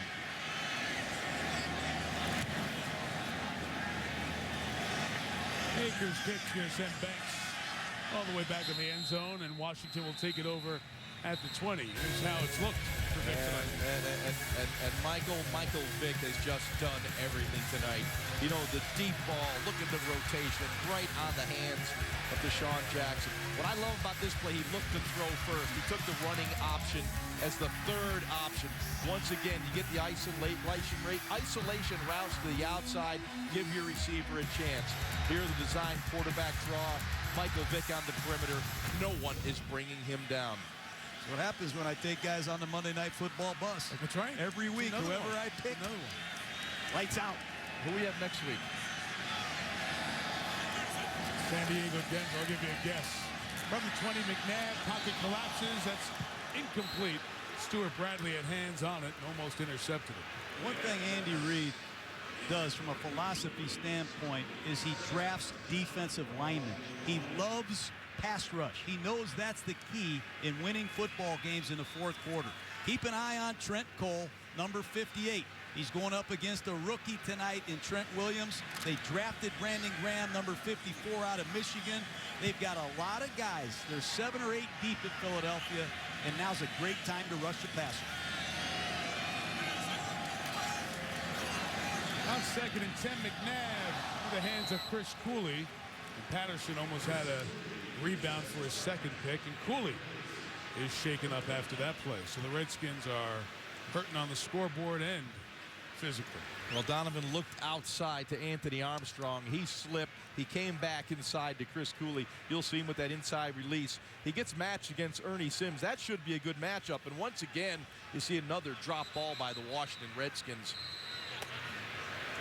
Redskins are going to call a timeout here. They were trying to get the personnel straightened out with Cooley. They could not. Jamal Brown, the starting right tackle, was also injured earlier, so Washington trying to get organized. You know, it is strange to see trades within a division in any sport, really, because you're always afraid of that guy coming back to kill you, and you know that that guy knows your system inside out. The McNabb trade, which was announced on Easter Sunday, the Eagles getting a second-round pick, which turned into starting safety Nate Allen, who's out tonight, and a fourth, could be a third pick next year for Donovan McNabb, was so odd because, Jaws, it's 2 hours away. You've done this. The Eagles play Redskins. You take a bus. You come down. These teams know each other so well. It was really odd. You know, I think it surprised a lot of people in Philadelphia. It surprised me. But, you know, when you look at Andy Reid, he doesn't care. He doesn't care what people think. You know, he went and got the best deal that he could for the Philadelphia Eagles. And obviously turned that pick into Nate Allen, who's been a starter as a rookie. But Andy doesn't care what other people think. He's going to do what's best for his football team. He wanted to get the best compensation. You know, Buffalo was talked about it in the deal. Oakland, teams in search of quarterbacks. He wanted to do right by McNabb, a place where Donovan wasn't sent to Siberia in some ways. As he's pressured here, able to get away for a second. Find Williams a yard shy of the first down, and it's going to be 4th down, and Washington will kick the ball away. But I still think you got to go back to Andy Reid when you're talking about Donovan McNabb playing for the Redskins.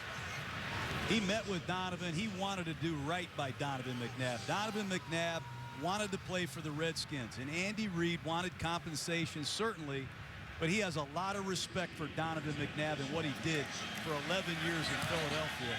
I think that's class, a lot of character and respect on Andy's part. Deshaun Jackson here, John, on the punt return, trying to get to the edge and use that speed. Almost got the corner turn just shy of the 40-yard line.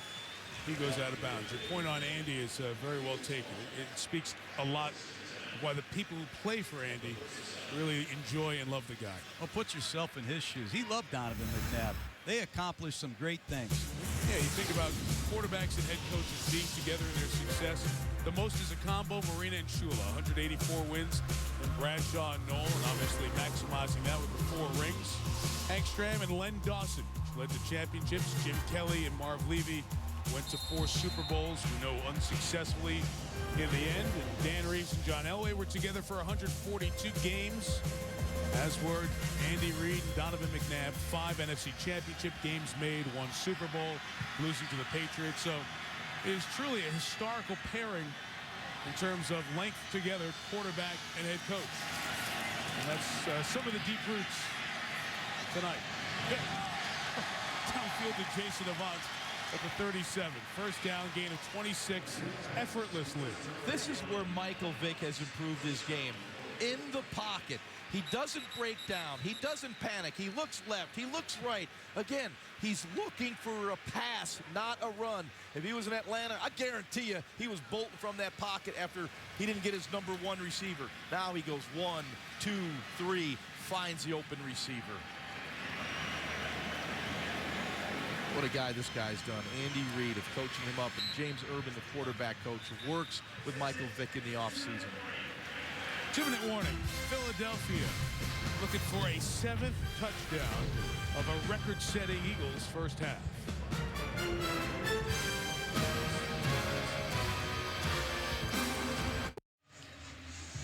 Philadelphia Eagles have had a game of offense here in the first half. Nearly 420 yards and 42 points. Knocking on the door of some more NFL history with 2 minutes left and in Redskin territory at the Washington 36. Sean McCoy comes up the middle, slides under Rocky McIntosh's tackle at the 31. Yeah, but look at what they do to Albert Hainsworth. Watch right guard Nick Cole help out on Hainsworth. That gives Michael Vick just an instant longer to throw the football, but watch his full speed.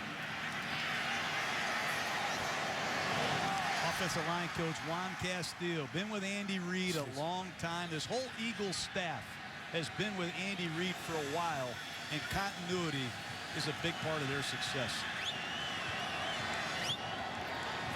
From the 31, another shotgun run with McCoy. Trying to put the moves on, but Brian Orakpo is a very good defensive player out of Texas.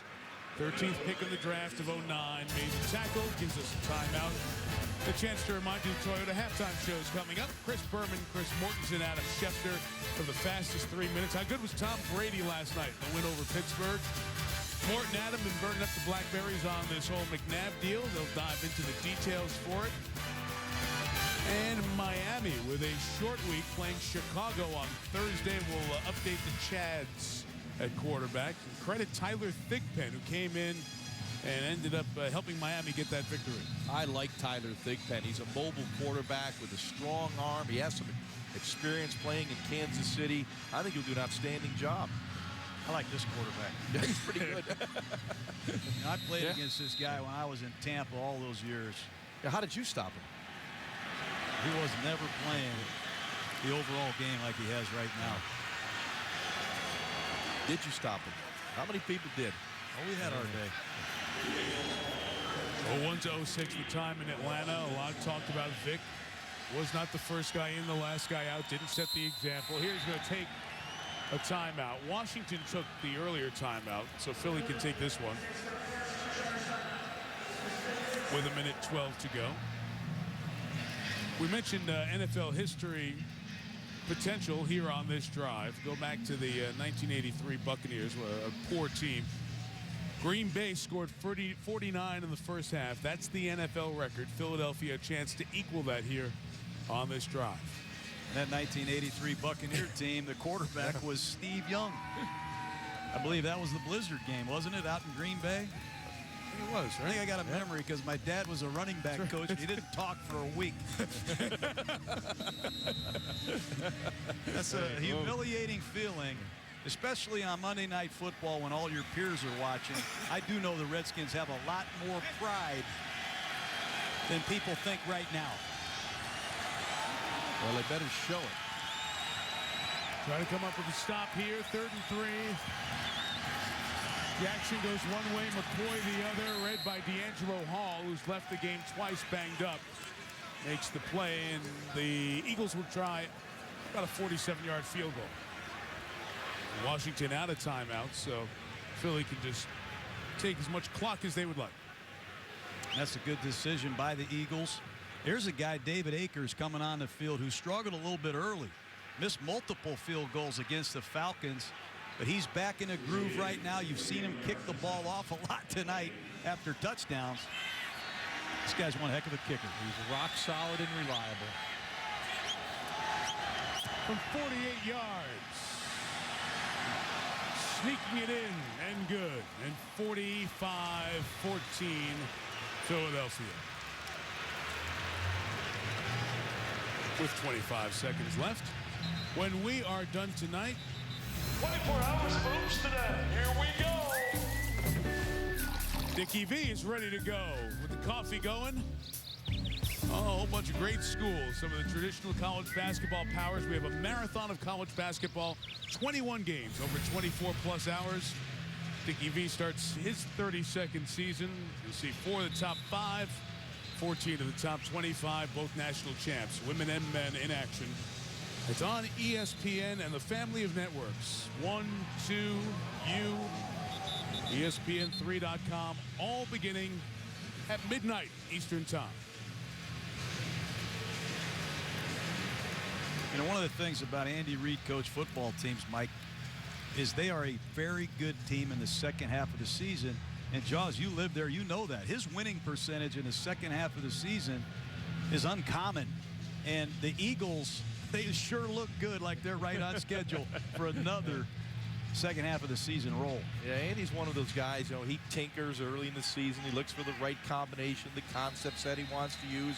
And boy, the second half of the season, he knows how to put his players in position to be successful.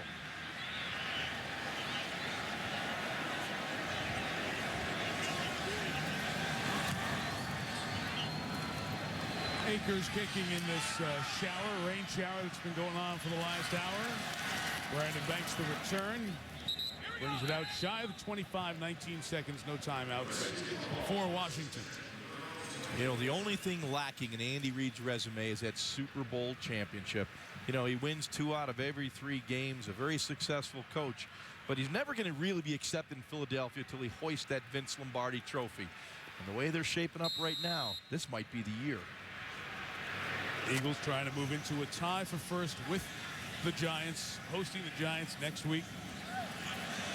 You go figure out who the best team in the NFL is right now. Very hard to figure. Screen for Williams, got 2 nice blocks, and Keelan Williams need to find a sideline here, and a good job to get to midfield and the sideline. Gain of 26 with 10 seconds and no timeouts. At least he gives you a chance to reprise what the Jaguars did yesterday. And with no timeouts, this is a situation you cover in training camp every year from a defensive standpoint. You must defend the sideline.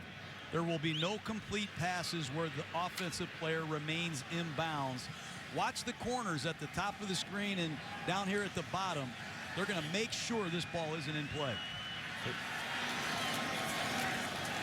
McNabb was looking that way, and they covered exactly that, John. And the sack comes from Trevor Laws to close the half. Redskins get the ball to start the second half. Eagles with a record-setting performance in many ways. Toward the halftime show, here's Chris.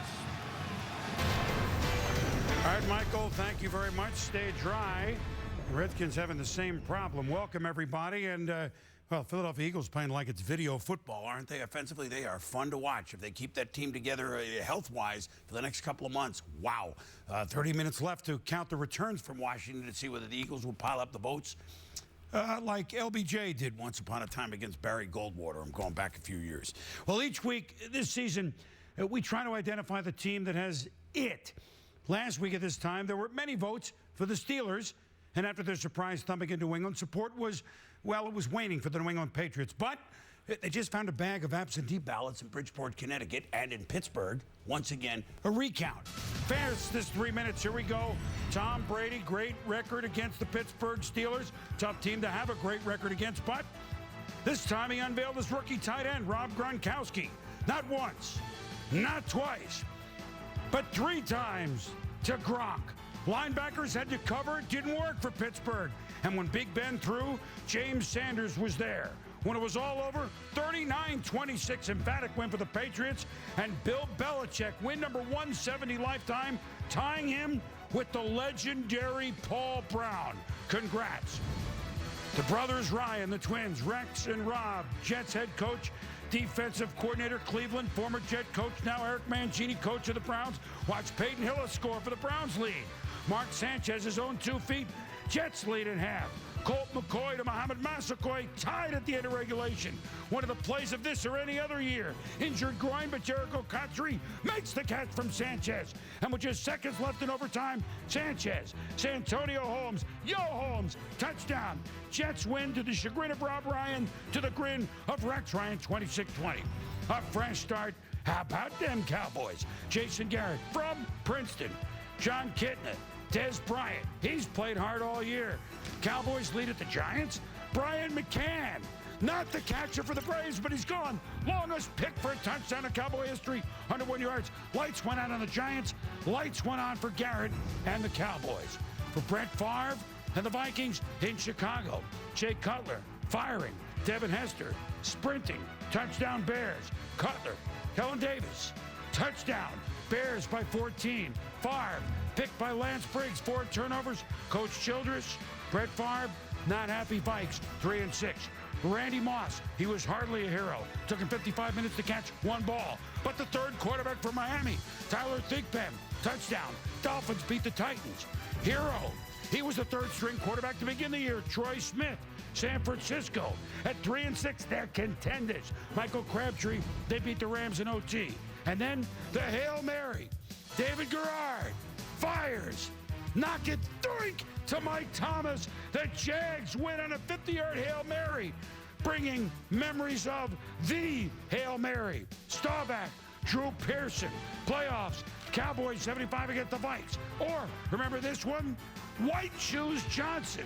At the 6 gets the doink on the Bartkowski pass for Atlanta. They beat the Niners at the gun. He goes, and that was fun. Circle the wagons at last. Ryan Fitzpatrick from Harvard shoveled to Fred Jackson. Had 2 touchdowns. But when you're trying to win for the first time, you hold your breath. 2-point conversion Lions. No good. Incomplete Sean Hill. The Bills, Chan Gailey celebrate like salad days in the 90s. Like salad days in the 60s when the Bills were the champs. And it's about time that we had a happy week in Western New York, isn't it? Way to get off the schneid, Buffalo. And, of course, we had to show you the late Jack Kemp at the end of our fastest 3 minutes, a Buffalo Bill who passed many a bill where this game is being played tonight in Washington. Coming up, news from around the NFL, including Donovan McNabb's big payday. Mort and Adam will have the latest in 30 seconds. We're right back. This halftime show is presented by Toyota.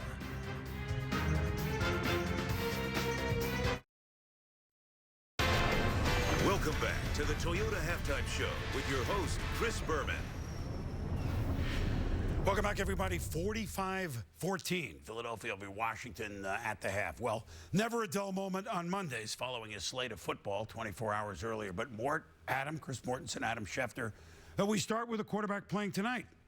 Boom. Donovan McNabb reached a 5-year agreement with the Washington Redskins tonight. The framework of the deal was done back in early October before the Redskins and Eagles played for the first time, when both sides nearly had the deal done. When Donovan McNabb got benched 2 weeks ago, that increased the urgency on both sides to finalize the language the last couple of weeks, and a deal that got done today. McNabb tied to the Redskins for 5 years. And I'm told that once we see the details of this contract, we may see an opportunity for the Redskins to walk away without that full obligation to pay McNabb all that money. Now, the NFL Players Association has not embraced the 18-game season proposed by owners, but in good faith, they have made a counter-proposal, and here are some of the highlights. They want to reduce the voluntary off-season workouts to 5 weeks, which means 20 days. There might be some rookie exceptions. Training camp contact significantly reduced. That means some helmetless and padless practices, minimum 2 bye weeks, prorated increased salary for your players, expanded 3 or 4 roster spots. Owners are only offering 1, and there's a lot of accelerated vesting and health care proposals in this counter proposal by the union. More Jake Long, the former #1 overall pick of the Dolphins, has a damaged labrum. It's going to be difficult for him to play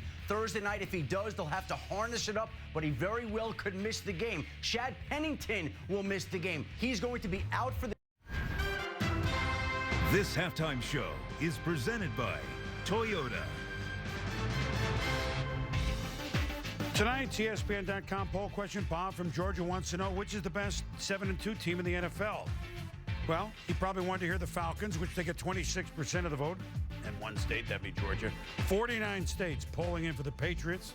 The Jets, only 19%, but this changes week to week. Log on to ESPN and submit your question that could be used in next week's show. Well, the Philadelphia Eagles are showing that if they get this offense together again, it's at a high speed and fun to watch, although if you're rooting for the Redskins, hadn't been that much fun to watch for Donovan McNabb and company. We'll see if there's more fun in the second half for the Eagles. A peaceful, easy feeling, if you will. Michael Vick throwing, running for TDs, 45-14. Enjoy the second half, everybody. Monday Night Football. The Eagles unleashed their raw power. All eyes were on Michael Vick. And the Redskins fight back, or will the Eagles soar? The Philadelphia Eagles versus the Washington Redskins on Monday Night Football. The division clash continues. And perhaps the record setting will continue here just outside of D.C. at FedEx Field. 45 points scored by the Philadelphia Eagles. John Gruden, Ron Jaworski, Mike Tirico. That is the most scored in the first half of an NFL game by the road team in the history of the National Football League. So we really did see something we've never seen before. And I don't know what words best describe what the Eagles did offensively in the first 30 minutes. Well, Andy Reid plays pedal to the metal football. He wants to get a quick lead. I don't even think Andy Reid expected this offense to be in sync like it was tonight and is tonight. I really don't have anything to add to that. I know crowd noise isn't going to be a problem in the second half. I've never seen a team storm out of the locker room and avenge an earlier defeat. Right. The Redskins out-hit Philadelphia in Philadelphia earlier in that victory, and Philly came to play tonight. David Akers' kickoff starts the third quarter.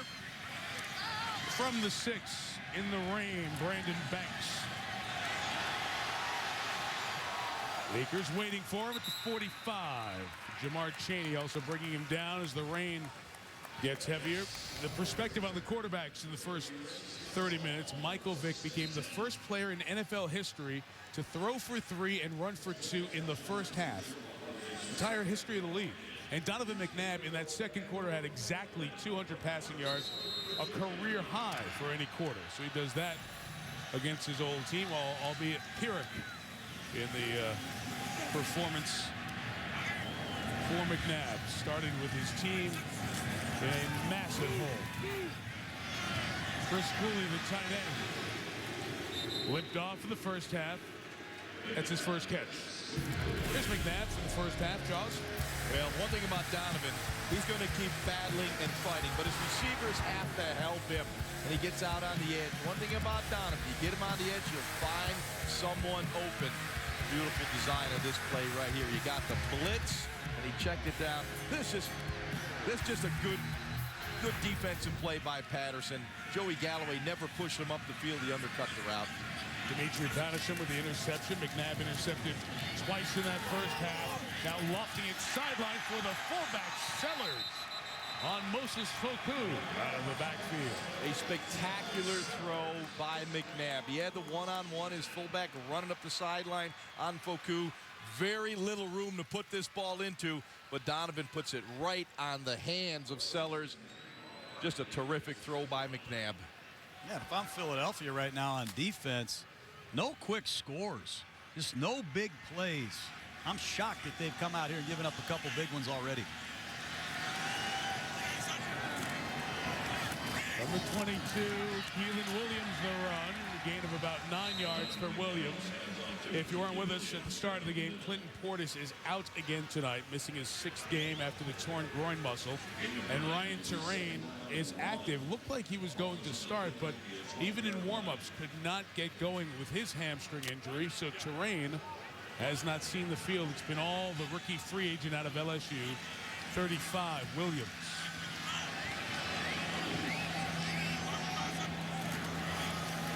Got it again.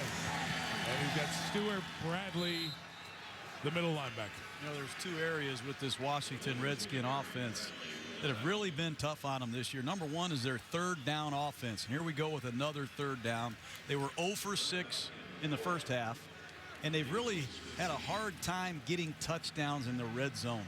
And those 2 areas have stymied Kyle Shanahan and his Redskin attack all season long.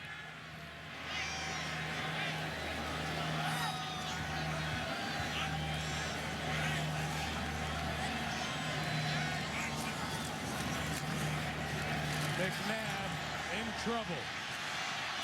Keeps it alive and then has the pass blocked and knocked down by Darryl Tappan. It all started when Jaquay Parker just blew Stephon Higher, the right tackle, into McNabb's face. Well, take a look at the right tackle, Higher, number 74. He just gets bull rushed, and McNabb has to abort the play and try to create. That's the 11th ball that Donovan McNabb has had batted back in his face.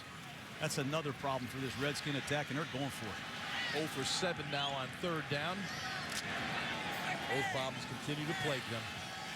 You see coming in, the 10 had him tied with the former Redskin quarterback, Jason Campbell. So adds that one, makes it 11. 4th and 4, the Eagles bring pressure up the middle. McNabb responds to Armstrong. First down catch. Nice play. Trent Cole clean up the middle. Donovan just kept drifting back, and at the very last second found Anthony Armstrong, and Armstrong reached out and did a terrific job of catching and holding on to this ball. As you see, McNabb under duress, and it looks like his hands were under the ball. That was a legal catch from this vantage point, and from that vantage point, forearm under the football.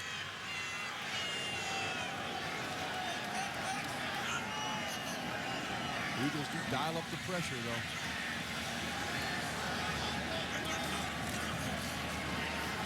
McNabb hit as he throws, incomplete. Santana Moss was sliding. McNabb getting hit on a regular basis. Trent Cole getting close here to a sack. And on this drive, you're seeing some of the weaknesses of the Redskins. But remember how pathetic this situation was. They won 4 games last year. This is not a very talent-rich team, to be very candid. You have guys like Santana Moss who are playing still at a good level. But you look at Armstrong out of the Arena League. He's a 27-year-old first-year player who works in here in the league. You're down to a rookie free agent at running back in Keelan Williams. You're not talking talent like Jackson and McCoy and Macklin, all the guys on the other side for Philly. So this is step 1 of a process in Washington. McNabb got rid of it. There, the Ernie Sims tackle of the intended receiver, Keelan Williams. Well, it's a screen play. Ernie Sims read it, tackled the screening back.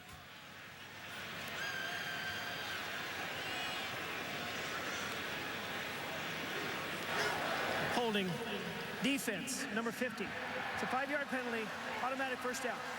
Well, this is an area of the field, Mike, where your tight ends become critical. You know, you've got guys like Davis and Cooley. You've got to find a way to get them open. Design some plays to attack the defense. Take a look at Ernie Sims, the weak side linebacker. He's going to see the screen, and he's going to tackle the back. That's one way to stop a screen. That's right. he's trying to block you, you can't hit him and knock him, but you can't hold him like that. Bust the call, an automatic first down. Williams left, Sellers a block. Williams, touchdown. Well, there's that stretch play, and that's all Washington, the Redskins can do, is start the second half with a touchdown possession. Stretch play off the left side. Nice job by Sellers. And a good finish by Williams. And in that first matchup, that was the play that was very effective in Philadelphia. And the Redskins got out to a 14-0 lead based on that outside stretch play. But they just been out of this game where they can't just stay and try to sustain their offense with the running game.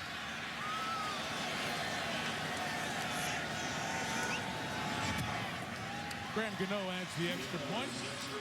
Down 24. The Redskins do what they needed to do, as you said on the opening drive. Go down the field and score.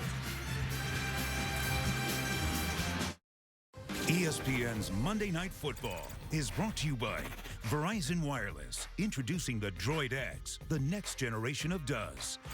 And Triple Hops Brewed Miller Lite. Taste greatness. Beautiful dome, Capitol Hill, Washington, D.C. It was a beautiful weekend until it's about lunchtime today. Got gray and cloudy, and it's been raining all evening. Donovan McNabb, offensive coordinator Kyle Shanahan, 8 plays down the field. It's 21 on the board for Washington.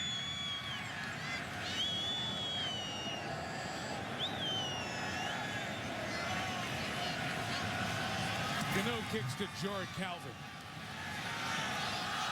From the 6. Fumble the football. And it bounced right back to him. It was that close to getting a bit more interesting. Mike Sellers, the fullback, who had a big pass catch down the left sideline earlier, able to knock it out, and almost a desperately needed turnover for Washington.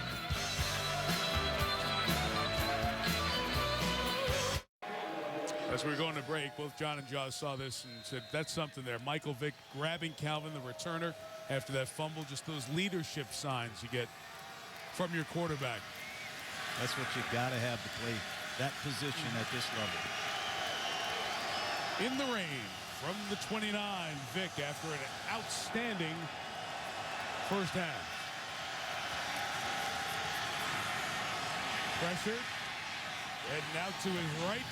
Deshaun Jackson couldn't hold it. Susie Colbert down on the field. Suze? Mike, if the Redskins think they're going to get any relief in the second half, forget it. I asked Andy Reid at the half what his philosophy is, being up by this much, and he said, score more.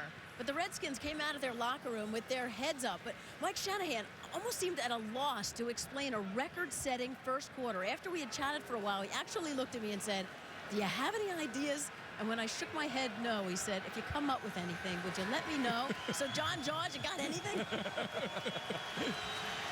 They have nothing. Second down and 10. You saw Deshaun Jackson after that play get shaken up. He's out as Vick throws complete to Avant in bounds. Through the catch by the official at the 49. Redskins say he was juggling. Here's the end of the play. Washington's already challenged once unsuccessfully. That is a catch. How about the throw? I mean, you throw a 20-yard bench route in a driving rainstorm. What else you want to see Vick do tonight, Ron? Well, what he's done is stay in the pocket beautifully and let that play develop down the field. What's scary for teams on the Eagles' schedule right now, we all know how Michael Vick can run. But, man, the way he's playing the quarterback position, just remarkable. Mike's going to challenge this one, challenge that it was a catch. This will be his last challenge, no matter the result, since they lost the first one. I don't know if he ever had control, if he ever had possession of that ball, because it went from his hands, slid on down there. Washington is challenging the ruling of the field of a completed catch. So we'll see if it's an Avant catch or not. 4 minutes into the third quarter. Yes or no, Jason Avant, did he make the catch? They are looking at it in replay, and we talk about these plays all the time. Watch this in real speed. Go ahead, call it quick. Does he have it? Did he have possession? Did he have control? Was he in bounds? Did his backside come down on the white before he had full possession of the ball and control as Landry was driving him? Did you see it all in the rain? We get really picky on these. How do the officials get these right or wrong? It is really hard to make those calls, and more often than not, they're right. And as we look at these things in super slow-mo with our Mac Zoom camera that we have on Monday nights, we lose appreciation for how good the officials are on these calls. John. Sure do. No matter what, this is the last challenge here for the Redskins because that first one was unsuccessful. So some of you who wonder how you use these challenges would say you don't challenge this play because if you're trying to get back in the game, what if there's a turnover in the third or fourth quarter? You don't have the ability to challenge it. No, the Redskins need the ball right now. Exactly. So I agree with Mike Shanahan challenging it. It was right in front of him. But I don't know how you overturn this. It'd be 3rd and 10 if this is ruled incomplete. Here's Cleat Blackman. After review, the ruling on the field is confirmed. The player did control the ball, and his elbow came down in bounds. Washington will be charged with a timeout. They are out of challenges for the rest of the game. Just look at the Philadelphia Eagles huddle on offense. The personnel keeps coming and going. 3 wides, 2 wides, 4 wides, multiple running backs, Harrison, McCoy. They're all over the place, and everything they call works. Tonight, anyway. Deshaun Jackson went down holding his hip 2 plays ago. He's back near midfield. Vick. Down the middle again. That ball is dislodged and ruled incomplete. LaRon Landry comes up with a big stick. Good to see Brent Selleck get up. Well, take a look at it. It's a seam route to Selleck. He bends across the middle. Michael's a little bit late, and that's a nice break on the ball by LaRon Landry. Got to make this catch, though. There's going to be contact. You know those safeties are converging. That's a catch that Selleck normally makes. But give some credit. LaRon Landry did knock it out.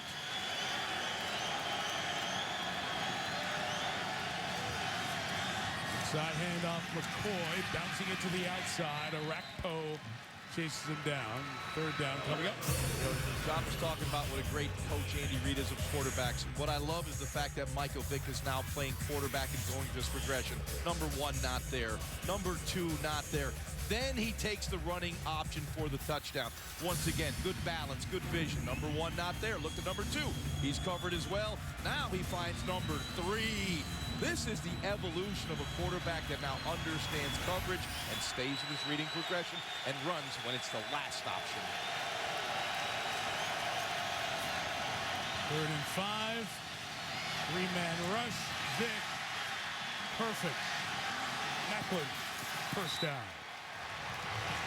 Oh, it's a no-back set, guys. And they're rushing 3, and they're using LaRon Landry to spy on Michael Vick. Take a look at Landry and just watch him study Michael Vick in the pocket. He's not going to take his eyes off number 7. And if Vick takes off running, Landry's going with him. But Michael Vick against this 3-man rush all day to throw the football. And once again, he's right on the money with his accuracy. Now, this is like that 7-on-7 drill when there's no offensive or defensive lineman on the field of practice. Pitch and catch. 300-yard passing day night for Michael Vick.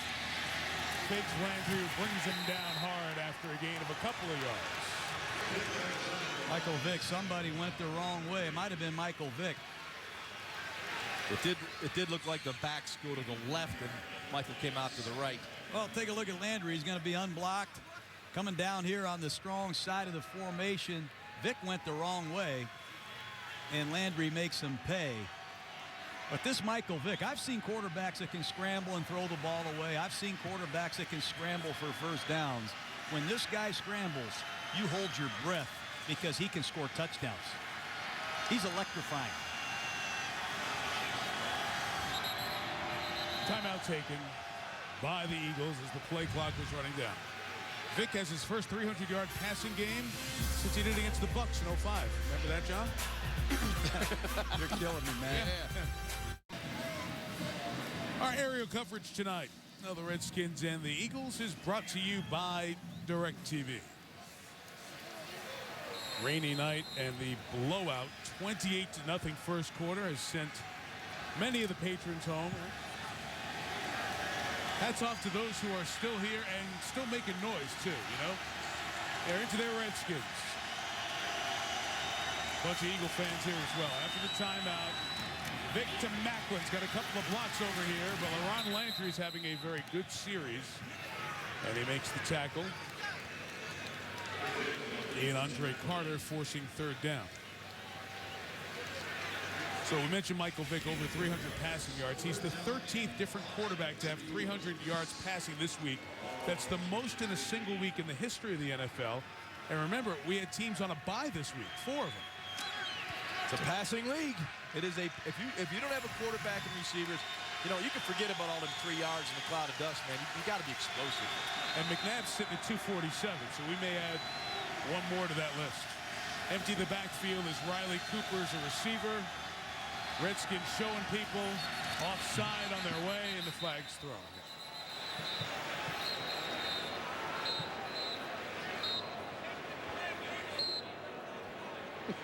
Delay a game from the back. The back judge is coming in, said he's got to delay a game first, maybe. Prior to every movement by the defense, delay a game. Offense, number 7. It's a 5-yard penalty, still third down. It's about the only mistake Michael Vick's made this evening. In fact, it is the only mistake he's made this evening. You guys talked about it when you showed that series of highlights earlier on the 1-2-3, reading the progressions as Vick has become a more steady, comforted pocket passer. It used to be he would not see the first guy take off, use the athletic ability. You can see he's got an understanding of that and a comfort level with it too, to trust it, which has led to that big first half. Yeah, we'll get back to that, Mike, but I agree with you. Halfway through the quarter, 3rd and 10. Redskins do bring 4. Pressure Vick, got away from Alexander. He's over the line now, so he's got to run. He's got a first down. First and goal. Right on cue, Mike. This is what you were talking about. He looked down the field. He looked down the field. He took the running option last. Michael Vick is going to survey the field. The pressure is going to come from his right. But once he sets up camp in the pocket, he knows the end came back inside. Now he gets out of the pocket. No contain on Michael Vick. But I love the fact that he looked to throw first. The last option was the run. How do you not contain Michael Vick? You let this guy outside the pocket. It's painful to watch. John, you had Alexander there. He couldn't tackle him. He's too quick. He's a better athlete. First and goal from the 7. Now he's got time. Nobody open. Out of the pocket, throw it away. You know, after spending an hour or so with Michael Vick last night, the thing that really amazed me is this guy's football aptitude. He's not running an offense for any kind of novice now. He's handling no back sets, check with me's at the line of scrimmage. They're running the read option. You see the Oregon Ducks running. Right. They have more screens than I had in the playbook in 10 years. There are 175 passes on this guy's wristband. He understands all of them. He is totally focused and committed on being a great quarterback and changing his life around. McCoy runs to the 3-yard line. He's made that commitment in the offseason as well. And I think that's the biggest difference. The maturity, spending the time in the offseason, getting himself in great shape. That's the first thing he did. Then learning this offense. All offseason working on the drills, the bags thrown at him, the movement skills, to stay on balance. All those things that are such an integral part of playing championship-type quarterback. The athletic ability's always been there. Eagles run some new personnel on there late as they change their defensive look for 3rd and goal.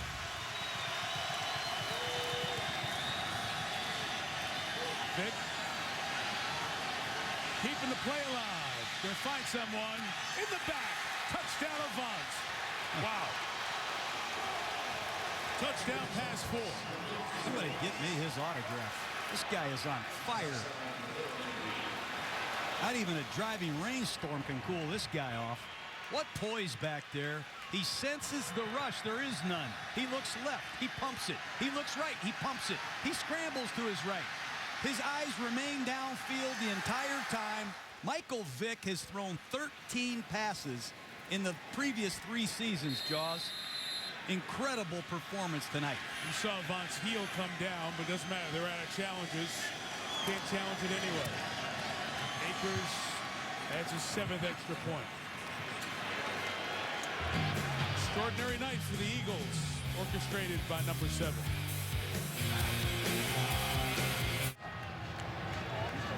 Look at those numbers. 397 total yards, 6 touchdowns.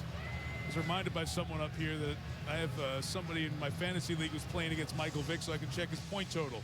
59 fantasy points in the ESPN Fantasy League in this game. That's more than some teams score. But it is like a video game or a fantasy football type game, watching this Eagles offense here tonight. 52 points, and we still have 20 minutes to go. Kickoff is short. Mike Sellers fielding it and taking it to the 30-yard line. Well, Michael Vick in the pocket, just beautiful. The poise, nothing bothering. The eyes downfield, movement, try to allow someone to uncover. And then the laser throw between 2 defenders. Now you see him once again. I love a quarterback being on balance. Always downfield, always in a position to throw, always bouncing, good knee flex, and then just, I'm going to call him Michael Flick from now on. I mean, he just flicks this thing in there for a touchdown. And this is a tight window to squeeze it into to Avant. McNabb a first down run with Keelan Williams. When you go back and watch Albert Hainsworth on that. Yeah, I was just going to say it. Yeah. You got to get up off the ground and stay alive and chase this guy. Yep. And the scoreboard doesn't matter when you play Michael Vick. He will wear you out. But, you know, just take a look at it yourself. You know, and I realize it's a tough night and it's a rainy night, but you're down on the ground. You have to get up, and you got to continue to chase Michael Vick. The play's still going on. Yep. And that's not good to put that on tape. It's on television. 33, McNabb chased, throws it away, didn't get to the line of scrimmage, but Cooley was nearby. They'll rule him ineligible close enough, so there's no grounding. Now let's give some love to that Eagles offensive line while we focus on Michael Vick, because they are giving him time. Let's take a look at this. As you'll see, he looks to his left, looks to his right. No one near him. No one even near Michael Vick. Finally, to release the ball, almost 8 seconds. That is just ridiculous. Offensive line, hey, great job, guys. Juan Castillo's happy with that one. 0 for 7 on third down. 0 for 8. Interception. Dimitri Patterson all the way home. That is stealing. This is what the Eagles do. This is what their corners do. They know when the pressure's coming. The ball has to come out quickly. Ron, this is 60 points. It's a double A gap blitz, and they don't come. The 2 linebackers do not blitz. They bring heat off the edge. McNabb gets rid of it. Look, these linebackers don't blitz, but you're going to see another blitz come off the right side and the left side. McNabb throws it without seeing, and Patterson just squatted and saw it the whole way. A lot of these Philadelphia blitzes are not man coverage. It's that read cover 2 blitz system that Jim Johnson has made famous here, and Sean McDermott just put an exclamation point on this performance tonight. In 1954, the Redskins went to Cleveland and lost 62-3. They haven't given up this many points since then. There's still 20 minutes of game left. I'll tell you, we came here and an arena game broke out tonight. The score all over the place. 59-21. Well, we've got a Saturday college football matchup with significance. Ohio State taking on Iowa. The Buckeyes must win that one to remain in contention for the Rose Bowl. Terrell Pryor and Ricky Stanzi, the quarterbacks. You'll see it 3:30 Eastern Time. Saturday from Iowa City on ABC.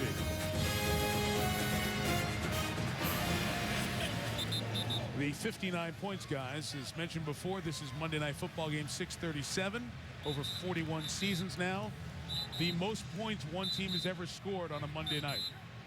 The Colts had a 55-point game. That was the Halloween game, 1988, against the Denver Broncos. This has been Halloween for the Redskins tonight. I'll tell you, that kid right there, Dimitri Patterson, I mentioned it earlier. He came in last week in his first start. Reggie Wayne, Peyton Manning, all those weapons of the Colts, and he played one heck of a football game. You know, he's a 5-year vet, been around, got a good hip turn, can drive the ball, tackles well in the open field. Well, you put him in, the guy we haven't even talked about, Asante Samuel, a whole lot, who's like an interception machine. Those two corners now, well, they can make some thefts out there. We have a lot of kickoff coverage to review, and the Eagles look back at the tape of this one. Akers all the way through, and it is a touchback. Mike Shanahan came here to kind of clean up what was a mess after the couple of years of Jim Zorn. 5 years, $35 million.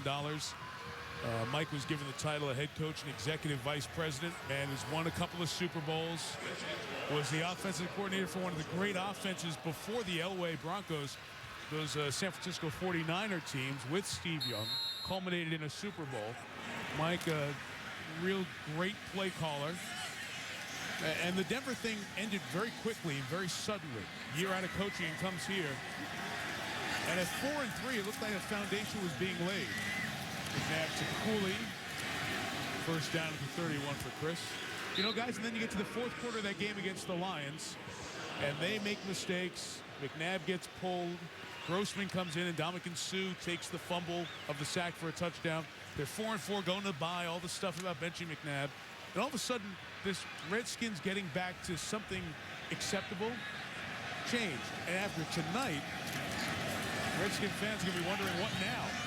Cooley, the catch for 36. Mike, remember, they won 4 games last year and lost 12. You know, they've still got a ways to go to be a playoff competitive football team. They have some components in place, but they still have a long way to go. Mike Shanahan knows how to build a football team. Bruce Allen knows how to build a football team. It's going to take time, and it's going to take some patience.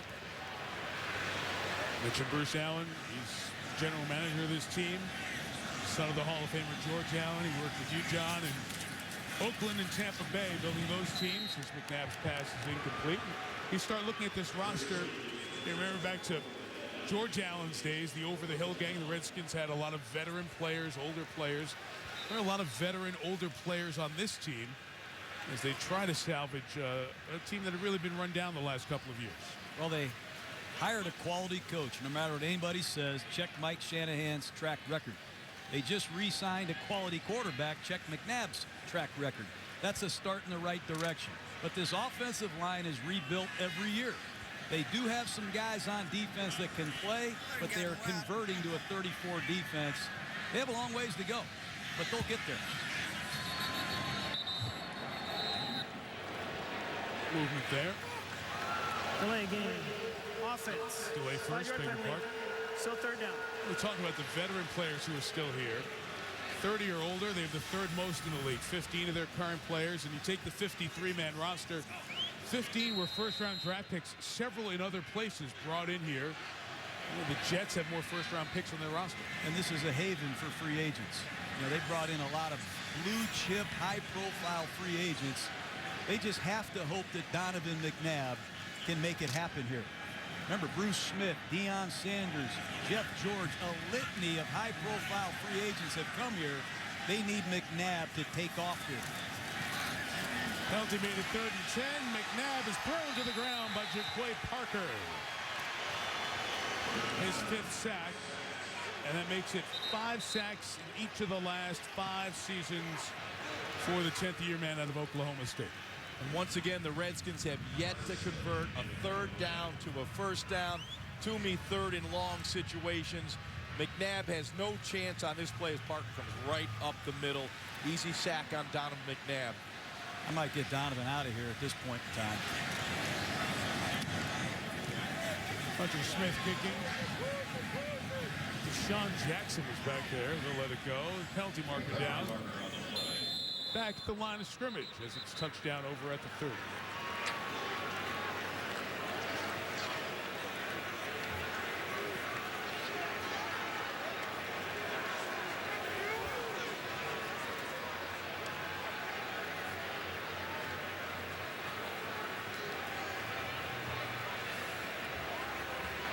during the kick, holding, receiving team number 34. That penalty will be enforced 10 yards from the end of the run. First down, Philadelphia. So McNabb and the Eagles offense. Watch Vick and company come back. You know, guys, we are marveling at the great on-field performance of Michael Vick, and we should. This is extraordinary stuff he's doing here tonight, historic stuff. You know, there's some people who were rooting against Michael Vick when he got out of jail after the dogfighting charges and all that stuff. And he was 18 months ago in prison. And, you know, it's a very personal thing. Whatever you at home feel, that is your right. You know, some people forgive. Some people want to see a second chance. So, you watch this, and you understand people are watching it, and they're not pulling for Michael Vick. But just watching what the individual has done, coming back from being out of football and in a jail 18 months ago, back into society, into this league, and performing at a record-setting performance here tonight is certainly of note, something to watch. As Jerome Harrison, 26 yards to the 46-yard line. Eagles over 500 yards here tonight. And I'm talking about Vick in the record-setting performance. Here it is, guys. History of the NFL again. One game, nobody's thrown for 300 or more, run for 50 or more, had 4 or more touchdown passes, 2 or more touchdown runs. And this is all in 3 quarters. And I tried to tell both of you guys. He was in the bus. Starship 7. That's his nickname. This is a guy that we all know what he's been through.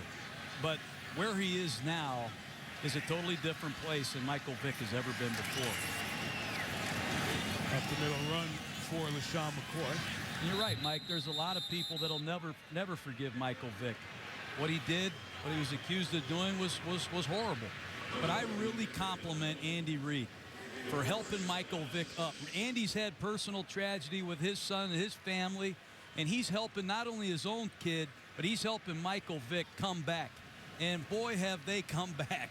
And it really chokes me up. I love to see guys get up, brush themselves off, and become great. And if Michael Vick can do this, man, we can do a lot ourselves, Jaws.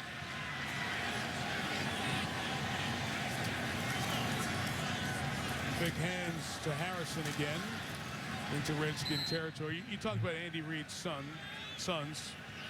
2 of his children, Britt and Garrett, were both in prison in similar times that Vick was in jail. And during that time, Andy went to visit his boys in jail and got to understand some of the culture of the people who were incarcerated, and understands that there are multiple phases to coming out of dealing with that. And some guys never get to that 3rd phase where he felt Vick was as he went along the way, and that was the phase of, I screwed up, I made a mistake, nobody else is to blame, but I will never let this happen again to me. And once you get to that phase, Andy feels, and he saw it with his sons as they went through it, you can help people. And that was part of the connection here as that pass is caught by Owen Schmidt. And it's ruled down, so a first down. That was part of the connection Andy felt with Michael Vick. That was Donovan McNabb saying, you know what, I've known him for 13 years. We can help him. And Jeffrey Lurie, the owner, saying, you know what, let's investigate it. We're going to take a hit here, a PR hit at home, but we feel we're the only organization that can handle it. So others may have, but that's what they felt going in. And you know what? Right now, it's all worked. Yeah, and you got to give some positive thoughts to Jeffrey Lurie and Joe Banner. It was a risk. You know, I live in the Philadelphia area. It was not well received at the time, but I think people deserve a second chance. Michael Vick has taken advantage of that second opportunity.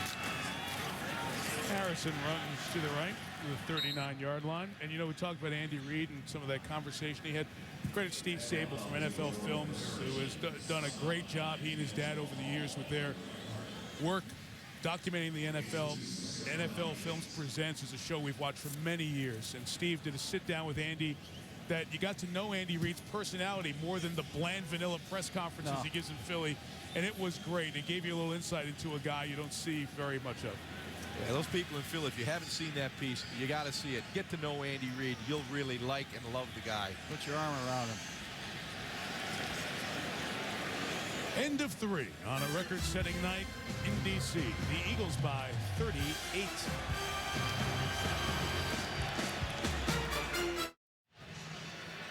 And off we go to the 4th quarter. Mike Tirico, John Gruden, Ron Jaworski, Susie Culver, our Monday Night Football crew. 59-21. You know, it was just 3 weeks ago when the Raiders beat Denver, and that was 59 points scored in the first 3 quarters by the Raiders. It was 59-14 after 3. That was a record for points scored by a road team in the first 3 quarters, an NFL all-time record. And 3 weeks later, the Eagles have equaled that, 59 here tonight. Vick handing to Jerome Harrison. He's going to lose 2 yards. You know, this Eagle running game, they're in the top 5 in pro football. And I go back to that guy right there. They have over 500 yards of offense rushing this year from a non-running back. Vick has about 350 himself. Kevin Cobb has 50. Deshaun Jackson and Jeremy Maclin run the ball on reverses. And defending the Eagles' two-headed monster now, the running game, the versatility of a Michael Vick with all these formations and threats at wide receiver, they're going to be a handful down the stretch. This is 3rd and 8, a 3-man rush, and Vick is nearly intercepted through the hands of D'Angelo Hall. Incomplete. You know, Deshaun Jackson has caught 1 pass. It was the first play of the game for 88 yards. And that was it? That was it. That's right. Yeah.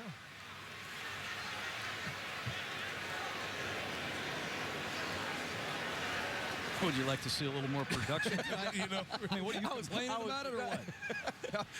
Maybe I'm thinking the Redskins have done a good job of taking him away. Yeah, it's great. Yeah, play. sure. Yeah. Terrific. Yeah. Former Australian rules football player, Sav Rocca, the 36-year-old. Thanks, will fair catch it. Brandon's got it 16. Minute into the 4th quarter. The college hoops marathon start pretty soon.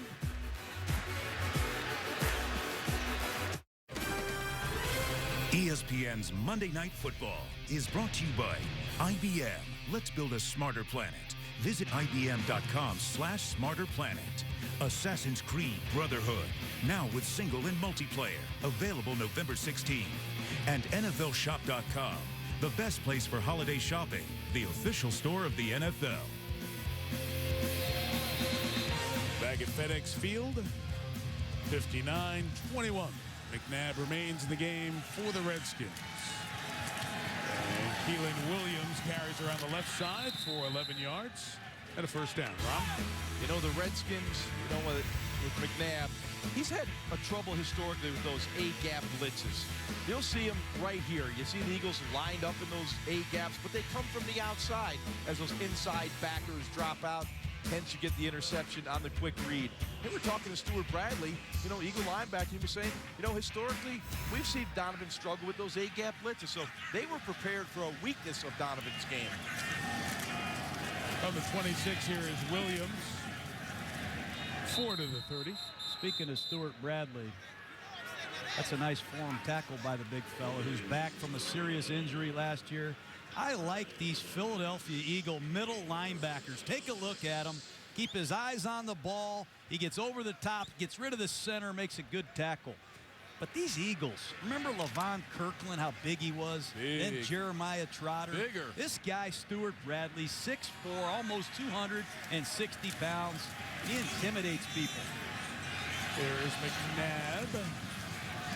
Complete to Santana Moss on the sideline. Moss leading this team in receptions.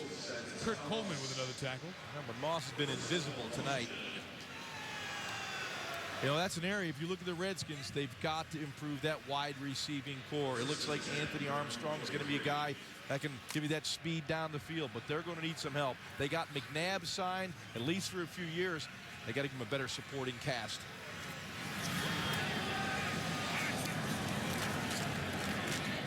McNabb throws it complete to Roydell Williams. Just the 3rd catch this year for the guy out of Tulane in his 4th year. You know, one thing about this Eagle defense, they've got 6 new starters out here, Jaws, and they totally revamped that side of the ball. 13 out of the 27 players from last year's defense are gone. Look out here. You see a lot of different guys playing key positions. You have to tip your hat to these Eagles and their scouting department. Darrell Young, who earlier scored a touchdown on his first NFL touch, Rolls through Kurt Coleman. There's Kurt Coleman, 4-year starter out of Ohio State. Now he's playing with the big boys as a rookie, 7th-round draft choice. There's a full-speed tackle. Take a look at this back home. How about the size of this back? Earn your money playing in this league. McNabb for Williams. Nearly intercepted by Patterson. We talk about the players on this defense in Philadelphia. Their coordinator is 36-year-old Sean McDermott. Placed the late Jim Johnson last year. The Indianapolis game was a big win and brought up the memory of Jim Johnson because they had gone up against Peyton Manning a couple of times and they extra blitzed Manning and finally were able to get a win over a depleted but still a win over Manning and the Colts team. Well, you know, we talked about that, Mike. You know, John and I talked about it. We talked about it with Sean yesterday. They blitzed him 22 times a game. You can go through a month and watch Colt offense and not see that many blitzes, and it was effective. Out of the gun, here's a run by Darrell Young, or rather Williams, I beg your pardon. And Williams going to go all the way for another touchdown. Who is this guy? Keelan Williams, who was, when he came out of high school, John, the #3 running back in the nation out of Louisiana, went to LSU, had 17 touchdowns to the Bayou Bengals, undrafted free agent. It's a 4-week blitz. And they just sting Philadelphia. We said that coming in here tonight. You can beat some of these Eagle blitzes with the running game. If you find numbers and you run away from the blitz, you can outflank these Eagles. You got to give Williams credit. He's taking advantage of his playing time tonight. How about these Eagles? It's 59-21, and they're still bringing the blitzes. You know the extra point. Williams, 3 touchdowns tonight. 2 running, 1 receiving. Terrific.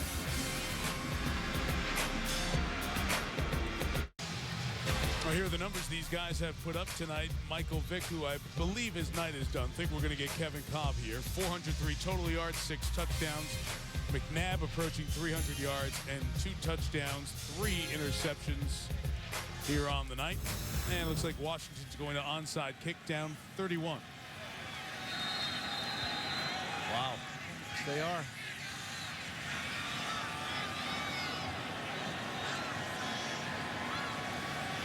Must have 4 on each side of the kicker. They move everybody around and just go through the exercise and kick it deep. And a touch back to the 20 Sports Center right now. And here's Trey Wingo.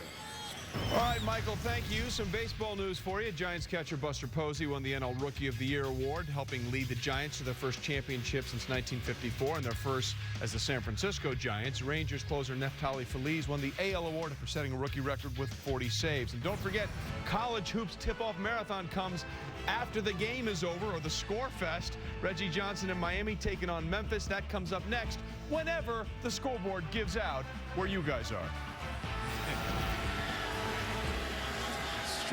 Shortly. Vick will stay out for another drive here. Jerome Harrison is the back. And Vick completes it to Deshaun Jackson, who fumbled the football. And Owen Schmidt hustles to it and gets it. You know, Mike, to become a great quarterback in this league, you got to work on your game. And Michael Vick's been working on his game. Let's go back to Virginia Tech, and you'll see this hop in the box. This is a young quarterback with great talent, but doesn't understand the mechanics of playing the position. Now, look how upright he is. There's no flex in his knee. He's just up on his toes. Look at him now. Look at how his back feet plant. A nice little setup. Now he gets his feet under him. You see the knee flex. You see the vision downfield. This is a quarterback in position now to throw the football. He's doing the little things to make himself great, and it starts with mechanics. Harrison the carry to the 40. I'd take either one of those Michael Vicks. I'll take the Vick I saw at Virginia Tech. You're so critical of quarterbacks. That was a positive piece, John. This guy knew what his weaknesses were. He sat around. He defined what they were. Fundamentals, I agree with you, in the pocket. Thank you. But this guy here runs 4.29 coming out of Virginia Tech. He's in an offense now that accentuates the pass. This is a totally different scheme than he ran at Virginia Tech. Totally different than the Falcons scheme. He's bought in, and it's paid off. There are still mechanics that you have to execute properly, be consistent week in and week out. Thank you. 2nd and 4 here is Harrison, runs for 3. I was curious, on first down, they were throwing the ball. 31-point game. Run the ball, let the clock move, and let's all go home. Well, Ron wanted Deshaun Jackson to get another catch. Oh, is that it? What do you think? I'm calling the plays? Maybe I'd like to with all these weapons. You know, I've been in these situations, though, guys, where you say, why is Vick still in the game? Right. Yeah. You know, I tried to pull Rich Gannon out of some games. He said, you take me out of this game, I'll kill you. This is the most enjoyable time there is for a quarterback, and you know this, Ron, to be out there in the huddle with your teammates after a long week of practice and a very solid victory. You relish these times. I don't know. I've never been ahead by 31 in 17 years. You know what I'm saying. 3rd and yards. This is Eldra Buckley getting a run. He gets the first down. Remember, when we visited with Peyton Manning in Indianapolis, Peyton missed one significant snap over his time. It ended up being a fumble. Mark Rippon was the backup quarterback. Came in, Rippon fumbled the football. Peyton said, that's it. I'm not coming out of a game again. So it is like begging to try to get the backup in with Indy as you watch Kevin Cobb, who was the starter, lost the job after he got hurt in the opener against Green Bay, filled in for Vick, did so admirably. You saw his numbers there. But, you know, I give Andy Reid credit for this season, guys. When he watched Vick finish against Green Bay and look like a different guy against Detroit the next week, he said, you know what? You can lose your job if you're injured because this guy's better. Harrison the first down. Well, you know, Michael Vick was out of football the entire 2007 season. Then he's out of football the entire 2008 season. He threw 13 passes in the 2009 season. He's missed a few games this year because of injury. Andy Reid wants this guy to get it all the way back. And it's hard to say how far he has to go to get there. But I like what Jerome Harrison has done to give the Eagles another back to go to. Very similar in size to LaShawn McCoy. They've got a nice 1-2 punch going in this backfield as well.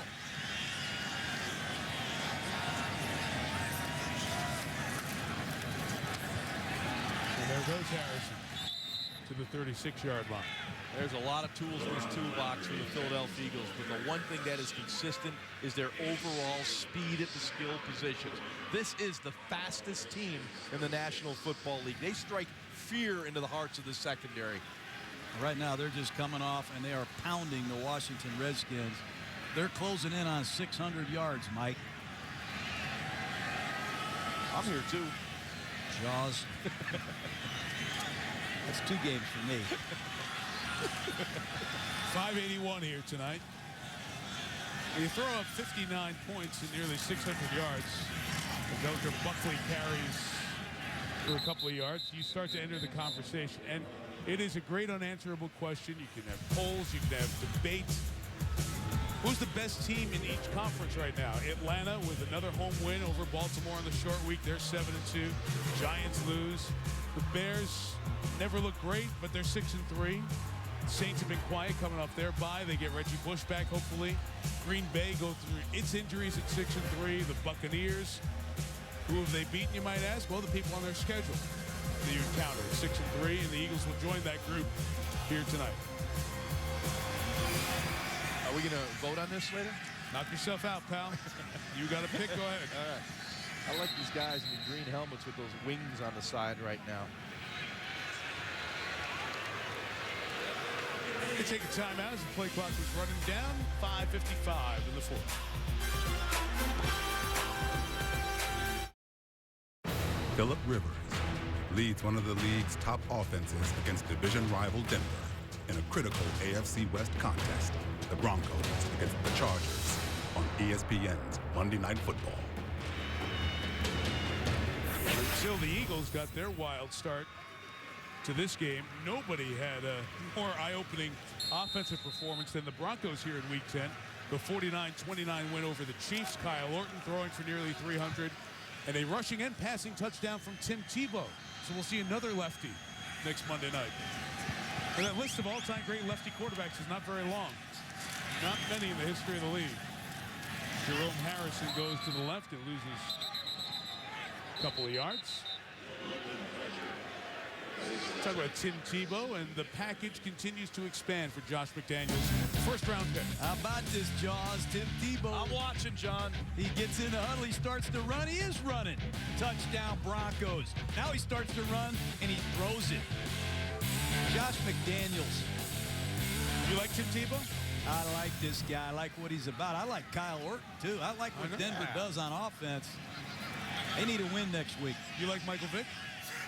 Starship 7? You like Steve Young? I like a lot of guys. I got you to say that you like 3 lefty quarterbacks. Yeah, good job, Mike. Good job. Hey, how come there's no left-handed shortstops? How come there's no left-handed catchers? Well, you can't name 10 left-handed quarterbacks. Jaws. Philly took a timeout there. I bring that up, John. There's a little bit of a step. John likes to talk about it. It's very hard for lefty quarterback. You don't see a lot of lefty quarterbacks. Well, Michael Vick in the history of the league is number 7 on the list of all-time left-handed quarterbacks. And NFL Network did a show that NFL Films produced on the top 10 lefty quarterbacks of all time. We were wondering who else they were going to get because the list is so thin, so small. And there you have the all-time leaders, Boomer, and 3 of them are in the house tonight. Boomer Esiason doing the national radio. Steve Young, of course, with us. And there was Steve and Michael Vick talking before the game. Steve has often been brought in to talk to Michael about being a lefty and a scrambler.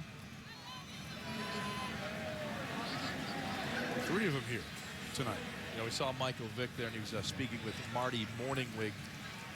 Kind of a guy that loves working with Michael Vick and designing this offense, installing and calling, and boy, there he is right there. And Marty's done a heck of a job with this offense. He's got that play sheet stuffed in his pocket there, and like I said, they may be sending that play calling sheet to Canton after this one. This is what an amazing job that coaching staff did tonight for the Eagles. How would you like to install plays with Michael Vick? I'd love to. After a couple of flags there, 1 for delay of game, Banks fair catches it with 4.5 to go. 59-28, Philadelphia.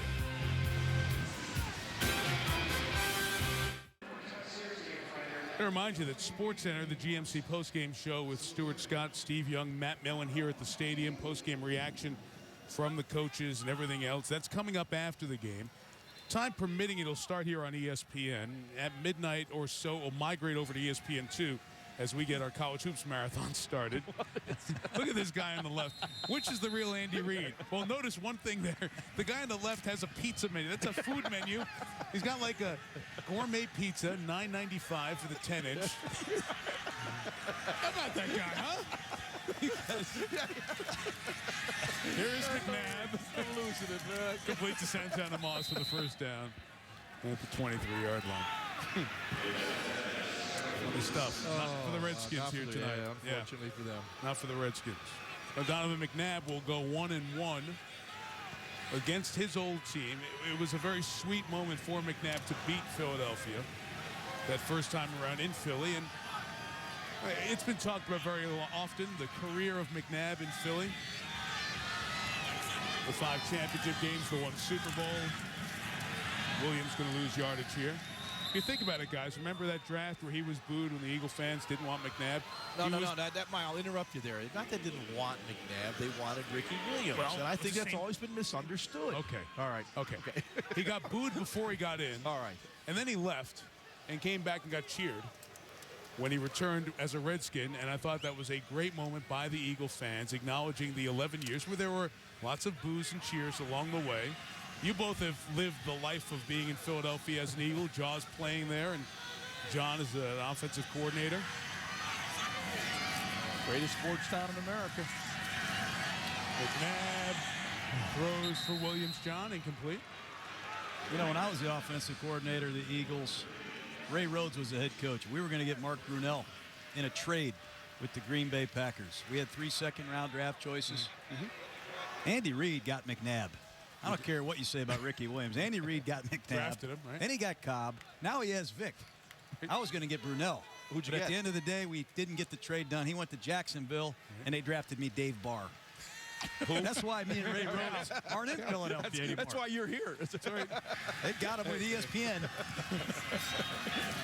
Williams running to the 32-yard line.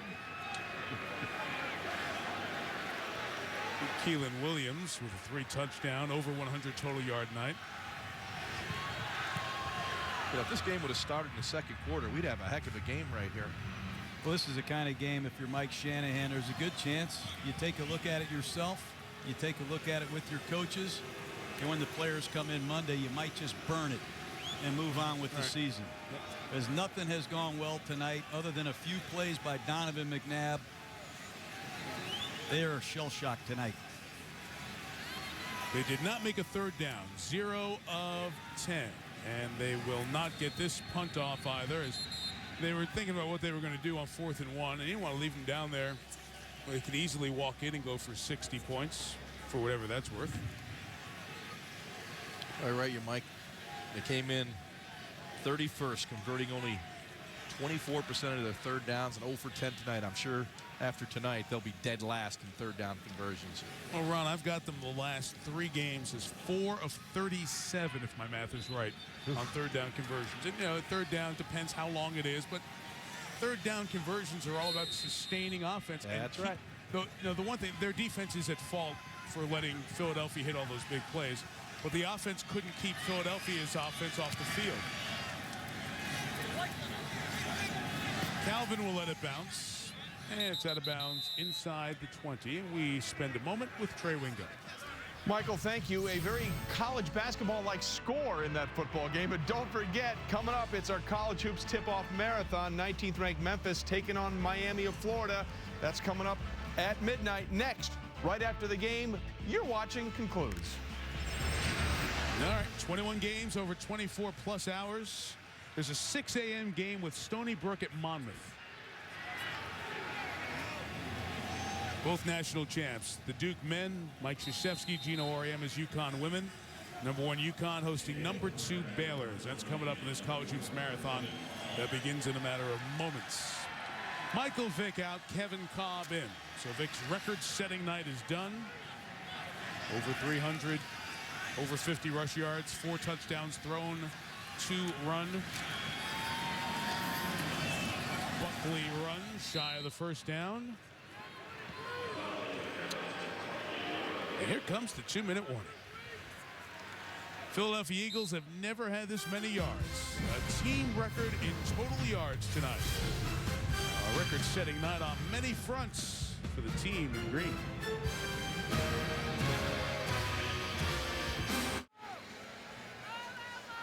If this score holds, and I'm confident it will, the Giants and the Eagles will be tied for the division lead, both 6-3. And the Giants still have to see the teams you're seeing tonight a couple of times. So we'll have the Eagles and the Giants meeting at Lincoln Financial Field on Sunday evening. Both teams 6-3, 1-1 in the division. Meantime, the Redskins will drop to 4-5, and they go to Tennessee. See Chris Johnson, Randy Moss, and company. It'll be Vince Young, Kerry Collins out for a while with an injury. Redskins still face the Giants twice as well this year.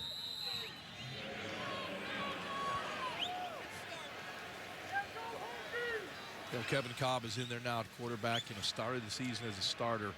I still believe, and I know a lot of people in the Eagle organization believe he's got a bright future in the National Football League.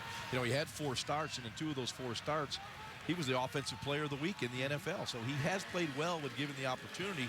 But the way Michael Vick has been playing, there's a reason this guy is backing him up right now. But this guy, Kevin Cobb, can play the game. 3rd and a yard. Eldra Buckley over the top gets the first down, which should just about do it. Oh, it's been done a long time, but it'll end the game. Yeah, all Philadelphia has to do now is take a knee, Mike. And they're going to leave here with back-to-back victories and really impressive films to watch. When you sit down and watch the Philadelphia Eagles beat the Indianapolis Colts, all 3 phases. And tonight, they came in here ready to go, and it's a credit to Andy Reid, this organization. This is the 2nd most points the Eagles have scored in a game. Their most was 62 back in 1934, 64. In 1934, they beat the Cincinnati Reds by the score of 64-0. It was such a bad loss that the Reds were kicked out of the league. How do you know all They this? defaulted Steve Hurt, who does a great job with all of our stats in addition to the rest of our crew. Steve, digging this one up. the Reds defaulted in their funding after that, so they had to bring in an independent team from another league to finish the schedule for the Reds that year. I would have never guessed that. No, and you'll never hear that again, probably. I hope not. A record-setting night for the Philadelphia Eagles as Donovan McNabb, on a day he signs a contract extension that for at least the short term will keep him here in Washington. The deal 5 years if it's reached in its entirety. He and Michael Vick have known each other since back in 1997. Vick went to Virginia Tech. He hugs former Virginia Tech Hokie D'Angelo Hall. And Michael and Donovan meet again. Record-setting night for Michael Vick, and Donovan McNabb's meant a lot in his life, and Michael Vick was incredible on the field here tonight. 59-28 our score, with John Gruden, Ron Jaworski, Susie Colbert, our entire team. Mike Tirico, good night from FedEx Field. See you next week when the Broncos in charge. See you next week in San Diego. ESPN thanks you for watching this presentation of the National Football League.